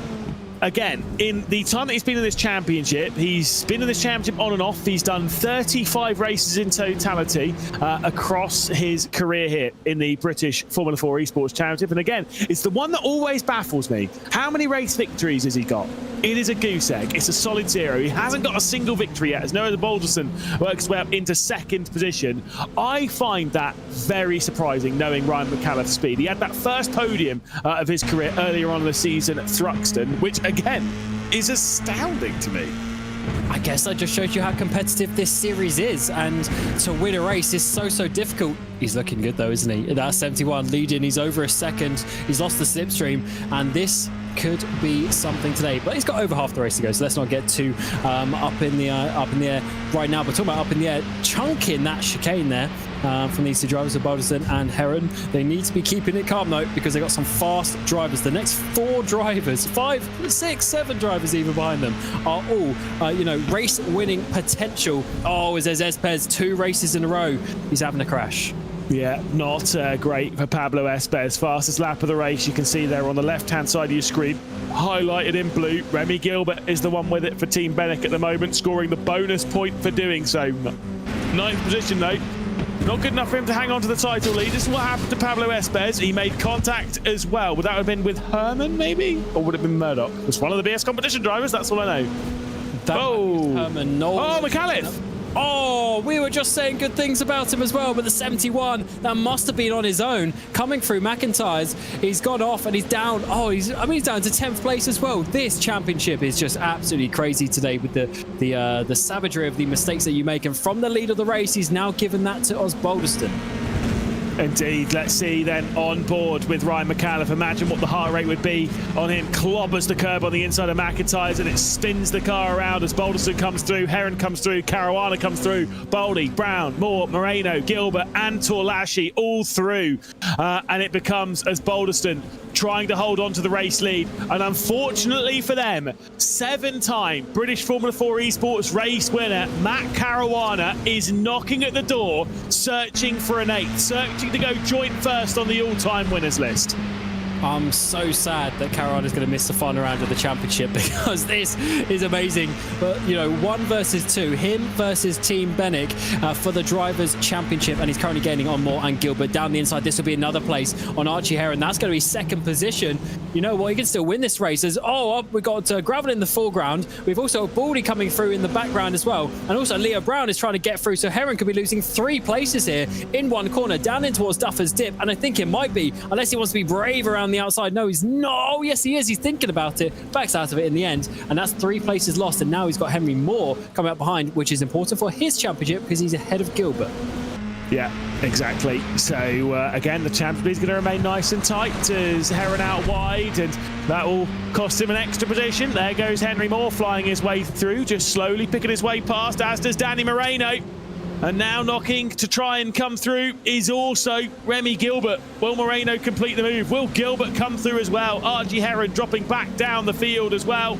We'll move out of the way to allow Remy Gilbert to work his way through. Leo Brown's also had a bit of a moment, and Gergo Bowdy is trying to find his way through. Brown with a slow exit will also allow Henry Moore past, who's in 4th position. This is going so well for the 77 so far. And, I mean, he's got an opportunity to get a podium here from 11th place in the end on the grid that it was. It took him a while to get going, but now we're just about to enter the second half of this race, and he's got 10 minutes to work out how he's going to get to the front of this pack because, to be honest, Osbaldeston, not as fast as these drivers behind. I'm sure that gap is going to close up, and he's going to be under big pressure, firstly from Caruana, who's going to think about it very soon, if not this lap, on the next. Well, it's this lap. It's immediately. There comes a look to the inside. Matt Caruana fires his way through. Still 10 minutes left to go of this race, and where we've had that issue for Ryan McAuliffe, if he's able to get his way through this opening sector on Noah Osbaldeston, you get the feeling that it might be deal done for the race. Osbaldeston sits right under the rear wing of Matt Caruana, who finds his way through the opening corner at Duffer's Dip, down the hill into the right-hander at McIntyre's. Is this going to open up? How committed is he going to be through the chicane? Here comes Caruana through, leading the race once again. Osbaldeston had a great drive through there as well, and he continues to sit on the rear wing. Oh man, I love this track. What a race we're getting. 4th one of the day, and the drivers are still not done. They are still pushing forward, still going for every last bit that they can. And here is Gergo Baldi on the inside. He's got Henry Moore. He's actually defending here because it's Moore is the one trying to come through. Leo Brown is sitting on his backside as well as they put pressure on the Ferrari Esports driver. He's having a little bit of a wiggle there. Is that to say, I'm not going to overtake you, let's catch up, which might be a smart play for the 77 to not lose ground to the top 2. Yeah, exactly. God, you can see as we ride on board with Henry Moore against Gergo Bowdy, someone who, of course, he was fighting, not necessarily for the title. It was Gergo Bowdy's teammate that he was fighting for the title in last season's campaign. Of course, Graham Carroll, who we've seen out in action once this season at Alton Park. And we'll see. I'd like to see Graham. I'm disappointed that we don't have Graham Carroll out there on circuit around this track. I mean, how fitting would that be? Come on. Yeah, I thought he would do a couple more races, but not this time. As Leo Brown, oh no! His sister teammate, he makes contact with Henry Moore. He's got to be careful because I know he's, racing for himself in this championship, but they are very close friends and definitely working together. So they need to be careful not to take him out. I mean, fair enough, go past him, get your points, but do not take him out. Close friends, maybe less close after that. That was a little bit brutal there. Leo Brown back through on Henry Moore. Of course, the two of them, again, it is not necessarily sister teams. They're definitely affiliated teams in Drive Lounge Racing and Team Benek. Of course, last season it was Henry Moore who was in Guild Academy as the promoted driver from the 2023 UK Formula Ford 1600. There comes a look to the inside from Remy Gilbert, the championship leader presently, trying to get his move done on Danny Moreno, trying to set his sights on Henry Moore, who, despite battling for the title, gives his teammate the slipstream. I respect that. This is so good. What a race we're having today. I thought Gilbert was going to get that for a minute, but not this time around. Daniel Moreno holding firm for TC, who once again have 2 drivers inside the top 8. This is looking good for them. They got, where's Chadwick? He's down in 10th place now with Caruana leading, so they're getting some solid points there. So what a championship, constructor championship battle we're going to get between those 2 teams in the final 2 races. Of course, we've got Zandvoort next week, Brands the week after that. Is all going to come quickly to the end of this season, and these points will be crucial. And also for the Drivers' Championship, we've got 2 positions on the track separating Gilbert and Moore. This is certainly the best that we've seen the British F4 Esports Championship being, to be honest. Yeah, it is incredibly tight. You say it was as close as this championship's ever been? No, you do know. Okay, because do you remember that in the history of this championship, we have had a title race in the 3 seasons we've completed before separated by 0 points. there are some close runs to the title in this campaign. The maths on that race was absolutely ridiculous. Yeah, I remember that one, fastest lap. What a season that was of Gordy Much trying to do his best in that final race. But let's see what Gilbert can do. Slides it down the inside. He was a much further alongside than what we saw a couple of laps ago, and he gets that one done. Although actually he's had a little bit of a bad exit. Moreno is trying to think about it, has come up the back straight. Henry Moore giving that slipstream to his teammate to try and help Gilbert hold on, and that should be enough. Yeah, 54 gets passed up into a 6th position. As Moreno, he looks very concentrated at this moment in time, but unfortunately he's just going backwards, losing a couple of places here and there over the last 5-10 laps. So easy to do around here though, isn't it? Losing those couple of spots, and once you start dropping, it can be very easy to drop a whole host, especially when the field remains incredibly tight. And it's one of those ones where, as much as we see all this big pack racing across the season, this one, they kind of remain close, but it's not really a pack, if you know what I mean. Like, you've got the top 3, half a second, a couple of tenths, and then so back. Here comes Remy Gilbert down the inside on Henry Moore as the cloud coverage starts to take control here at Knockhill, as does Remy Gilbert, extending the championship lead with a big and audacious move down the inside on his teammate and championship rival. I tell you what, a couple of laps ago, in my head I was like, okay, Moore's retaking the lead, that's it, race done. But Gilbert, 2 laps in a row, 2 positions, and Moore's looking slightly frustrated there actually with a little bit of a raise of a hand. So I just wonder how we're going to see this huge send over the curbs as well. He's still taking risks, but Gilbert's looking good. He's got fastest lap point as well. I tell you what, Gilbert might be putting Moore in a very tricky situation. He started to look very stressed, is he, in that 77 car? Look, I mean, wouldn't you be? This is the circuit where things started to fall apart a little bit last season. I definitely wouldn't say they're falling apart quite as much this season at all. This championship fight is 100% on, as we have 5 races left to go, including this one. Henry Moore has a look down the inside of his teammate Remy Gilbert. He'll back out of it, a little bit too much of a risky move into Duffer's dip, as the 2 of them remain running in 5th and 6th position. Boy, is this going to be an exciting run between those 2 in this championship fight, and it is exciting. It's so close between them, and yes, they're teammates, but the fact that the team's championship is basically done, they can leave it all out on the line. I love this part of a season when it gets tense and the drivers are fighting so hard. Just one single position like this can make a huge difference, because when you get to Brands Hatch, if you make this position now in this race and you don't have to get those points of Brands Hatch, that makes such a big difference to maybe you could just take it a bit more calm on the final lap. Brands Hatch, it's going to be a tough one, a big stressful situation for these drivers, but Gilbert is coming strong. I didn't think he was going to be so strong in the championship after just the races that we've seen so far, as Archie Heron's dropping down after being up into 2nd place at one point in this race, but unfortunately he's going to the back of the pack. Oh no, it's not back. Oh, it's just a timing error. Just a timing error. It's fine. Calm down. We're all good. It's been a dramatic season, a dramatic night. So it is what it is. But at the moment, I get the feeling we're not done with drama yet. And I wasn't talking about this for Shoma Shintani. I still think there's something to come from that top group, Cameron.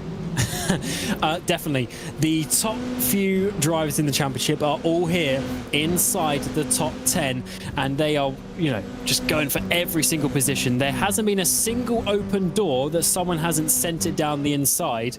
And as we stand, basically everyone in the top 6 in the championship is up there in the top 10 on the road. There's the big names up towards the front and a couple of sprinkling of other drivers in there trying to sneak some top points and top positions away from them.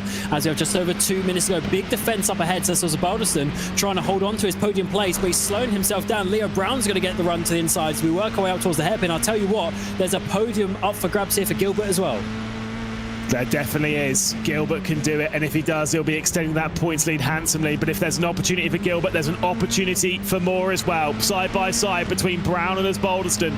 They remain side by side in the start-finish straight, and I get the feeling that Leo Brown's going to have to drop back into line here. A little bit of a lift coming in from Remy Gilbert to allow the partnered team to maybe have that lift and get back into line. There comes a look, though, down the inside from Leo Brown. Clobbers the curb on the inside as they work their way through McIntyre's. 3 wide. A big drama for the championship. A big slide from Remy Gilbert. Where's Henry Moore in all of this? They come through in 4th position. What chaos and drama. Big front wing damage on the front end of Henry Moore. And somehow the top 2 in the title race remain on the circuit. I'm sure heart rate's risen. 3 wide at that point of the circuit. Are you insane?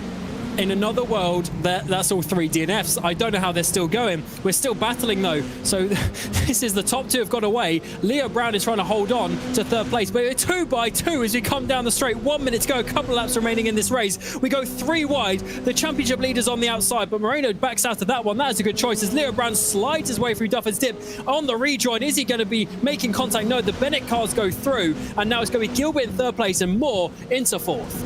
Gilbert back in podium position. Penultimate lap we're currently on. Big slide in the background, and that's big drama for the fight for second in the championship. There was a big slide coming in from Augustin Torlashi, and he has dropped right the way down the field courtesy of it. Huge drama for TC Esports. They're going to lose a whole handful of points.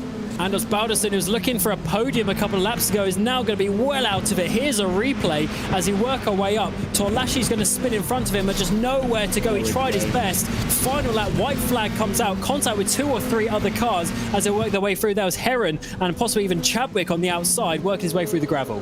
As Balderston did a great job to help Augustin Torlashi back around. Unfortunately, I think Torlashi, well, he's dropped down to 10th position, so 10th and 5th for TC Esports. But again, it's that first running. There's also a car off the road there as this battle pack works their way through. We'll keep our eyes focused on this. Henry Moore trying to keep Danny Moreno at bay. Remy Gilbert extending the championship lead at present. Here comes a look one way and then back the other for the TC Esports driver of Danny Moreno. Whilst all this is happening, comfortably clear of all of this, it's been a brilliant drive from Matt Caruana as the big drama happens in the fight for 4th. Caruana across the line, a winner for the 8th time in the British Formula 4 Esports Championship, meaning 4 drivers top the all-time winners list on 8. That is Moore, McEwen, Berryman, and now Caruana. Behind that is Bowdy, and then it is Remy Gilbert, your championship leader, extending against all odds against Henry Moore. Early stage of the race, I thought that was never going to happen.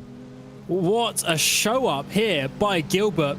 I mean, the challenge was put to him, but he got pole position, he won the first race, and he managed to do some amazing overtakes in the final 5 minutes here to basically hold on to his championship lead that he got in that first race. This is game on. I'll tell you what, Henry Moore, he might have been a slightly better driver over the course of the season, but now it's crunch time. Let's see how this one happened. Oh, this was the first one. This was a Balderston getting the send by Leo Brown. This opened up the opportunity. How are we going to go 3 wide over the curb as well? Oh, I mean, Osbalderson almost came back and collected all 3 of them. Do you know what? Unbelievably fortunate that Leo Brown had this lag. Watching me disappears. Whoop, off he goes. I think that is very lucky for the whole team, because had he not, I think that crash was going on a little bit longer. I get it, making it 3 wide there, and I'm sure we'll catch up with Remy Gilbert in a moment. I don't know about you, Cam. I would not have made it 3 wide there. Not a chance. No, definitely not. The championship on the line, and also for Henry Moore. Moore was so close to being hit on his rear left as well by Osbalderson. That was insane, absolutely insane with these drivers. And this was a little bit later on. So this is Brown leading Gilbert, Moore, Moreno, as we're going to go 2 by 2 a little bit later, down in towards the final corner. Everything is on the line, and somehow they all remained on the track after such a tough battle. A little bit of block there, not intentionally, but obviously Henry Moore just getting stuck there. What a finish, though. Well, we can have a deep breath and we can end an exciting evening of racing here at Knockhill with these provisional results. Caruana on top, Baldy, then Gilbert, then of course Henry Moore, Moreno, Brown, Chadwick, McAuliffe, Jupp, and then Archie Heron the top 10. Bonus point for fastest lap going the way of Remy Gilbert as well. Beckham Jasir in 11th position. Iggy Smith up from the rear end of the field. Great drive to 12th, by the way. Charles Genet up from the rear again, up to 13th position. Then it's Augustin Torlashi, Connor Muir, Seamus Shintani, Ollie Stone, of course, Strabel, Perez, and Riley, the top 20. Still some finishes left to go with Elaine, as Balderston disappointing to finish down in 22nd after was a good drive as well for the Scorpio Esports driver. Then Molat, a lap down is Haywood and Matthews, and retirement to the race, it's Mia Rose, Lucas Herman, Will Murdoch, Pablo Espes, Nathan Tague as well. A retirement list with Rope Kirkapau and with Kieran Harding. I've mentioned it before, now joint top on the all-time winners list Matt Caruana, let's drag him in and let's have a chat. Of course, our race winner for the 8th time in your career. 2nd time we've had this combo. But still, we'll keep our eyes first, hoping that that's going to hold. You said you were able to take that victory. You delivered. Great drive up to the victory. Yeah, I mean, no, I'm really happy with that. It's not, I don't know what to say, to be honest. Yeah, I didn't expect that, but some decent moves. I don't know what to say, to be honest, but yeah, no, I'm happy with that. Look, honestly, it's an impressive drive in what was a chaotic race. What's it like working your way through in a field list? Is it it seemed like you made a lot of progress early. Is that sometimes luck? Is it judgment? Is it sometimes just that little bit of both in those opening stages? Have you built up that experience over your years racing in this championship as well to piece your way through? Yeah, the experience definitely helps because you sort of, especially in this car, if you don't die, then you're guaranteed to get a decent result. So I got past Leo Brown at the start, which I think if I didn't do that, then I probably would have had a much harder time winning. But it's definitely experience in this car, and if you know to not get into some massive fight and end up dying, then you're guaranteed to do better. One more round for you this season, of course. Still 2 more rounds left to go in the championship. But again, as we've gone through a few times, you missed from that final one. You're doing some great stuff for the team, scoring some very, very solid points. What are you expecting from Zandvoort? Of course, it is a tricky circuit, but it is one that you took victory in last season in the 3rd race of the championship. Yeah, I think, the global series went there earlier this season, so there's going to be a few drivers that have some really good pace there already, so going to maybe have to do a bit more prep, but yeah, no, I'm looking forward to it. Obviously, I like the track, got the win there last year, so we'll turn up and see if we can get similar results to today. By my moderately untrustworthy points, the Highway Sales by EMM team have taken over 2nd in the championship by 4 points, so best of luck in a week's time when we go to the Netherlands. Thank you, I appreciate it. There we go. Matt Caruana, again, another victor in this championship. Now, here's something that I didn't know. I've checked the points, and I've checked the stats, and I've checked that we've never spoken to Gergo about it. You've not had a podium in this championship, Gergo. This is the first one, which is mental. Obviously, you're such a talented driver all the way over esports, and I know this has been a difficult learning experience for you here in the British Formula 4 Esports Championship, but a great podium. And what have you made of that? I mean, it was a brilliant drive too as well. Certainly wasn't gifted to you by any stretch of the imagination. Yeah, thank you very much. It's been a while now. It was tough race and tough times because I made some silly mistakes as well. Sometimes but the race day preparation itself was a little bit off for me as well. So yeah, it was a little bit off, but yeah, finally a podium. There were 1 or 2 sketchy moments. So yeah, sorry for Connor. I think it was 3 wide, but I went as close to the inside line as possible. Just it was really narrow, so I couldn't really do anything there. But yeah, there was some 1 or 2 sketchy moments, but luckily I'm back to the podium, and I just hope that it will be like the ketchup, that you open and then it starts coming. Exactly. I hope the podiums will be the same. Well, I mean, you've got more experience in sim racing than quite a lot of the drivers on this grid. Obviously, I've been racing around you probably for, it feels like almost 10 years now. I've seen like Jack Heath and stuff in the chat, all of the drivers back from the old days of sim racing. It's been a lot of time to race. So you kind of know more than others what that podium can change for you. Like you say, it can open the floodgates. You can get those more podiums. Have you been learning more this season than some of the seasons previous? Because of course, last season Graham Carroll was the lead driver. You were helping him with the championship. Now you're the team lead to Jonathan. Is that an easier position for you, a better position for you? It's different. I'm not gonna say it's easier or more difficult. It's just a different case when I have more experience. I was lucky last season that I could learn from the champion Graham Carroll in my first British F4 season, which he helped me a lot. Still helps me a lot, and he gave me so much. Helped me a lot to get back to the rhythm. So yeah, it helped there a lot, and now I try to apply the methods he did to the methods that I've done in the past. Because yeah, as you said, I don't know, I've been racing since 2008. I just checked. I watched the calendar there, but yeah, 2008, mate. That's quite a long time now. So yeah, I've seen this and that, but yeah, you always need to change. You always need to adapt. By age, you can feel that that some skills might go away, but some skills come to that as well. So you just need to combine these things, and let's hope this just put me on the right foot for the remaining part of the season. Go, it's great chatting to you. Great to see you here on the podium. Best of luck for the final couple of rounds. And again, hats off. Great podium. Thank you very much. There we go. Go, Baldi, of course, someone who's won a whole host of championships, including, I think it was a couple of WTCR Esports Championships. Speaking of championships and championship leaders, it is, of course, Remy Gilbert back into the comedy booth. The 9th time this season you've stood on the podium. Of course, you've had back-to-back victories. It's 4 consecutive podiums. The second time you've done that this season. You've got some crazy accolades, and you are the championship leader by 6 points. How does that feel with just 4 races left to go? It's getting tangible there. Yeah, really good. I don't know how I managed to work my way through in that race, especially with that 3 wide moment. But yeah, P1, P3, can't really say could have done much better, to be honest. So yeah.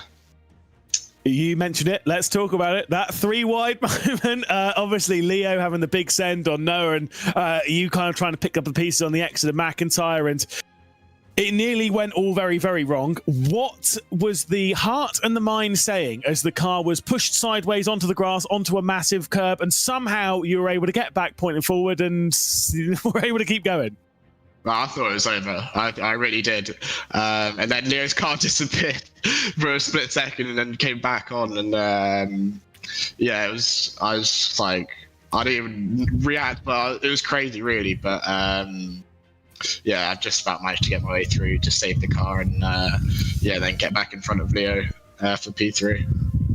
Honestly, some epic drives tonight. A double podium for you once again. You're looking stronger and stronger. Some great moves as well, even on your championship rival Henry, showing that again.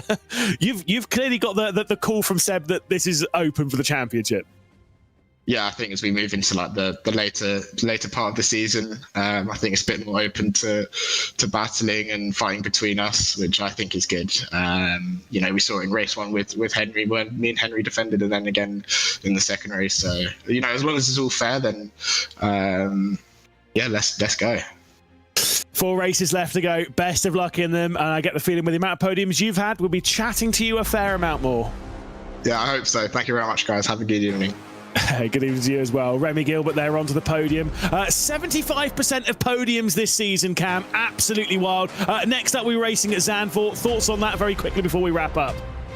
I want to see Henry Moore come out and dominate, to be honest, because I think Gilbert, he's got the upper hand at the moment. Henry Moore needs to turn it up next time. Certainly so. Remy Gilbert leads the championship by 6 points. When we went racing in the Formula 4 Esports Global Championship around Zandvoort, it was Henry Moore who put on a fantastic display to win. He'll need to do that next week if he's able to challenge once again for the champion here in the British Formula 4 Esports Championship. The penultimate round of the season comes up next week. Until then, though, from myself, Lewis McGlade, from Cameron Roger, and of course from Hugo Luis, bringing you all the broadcast here on RaceBot TV, we'll give you a very warm goodbye.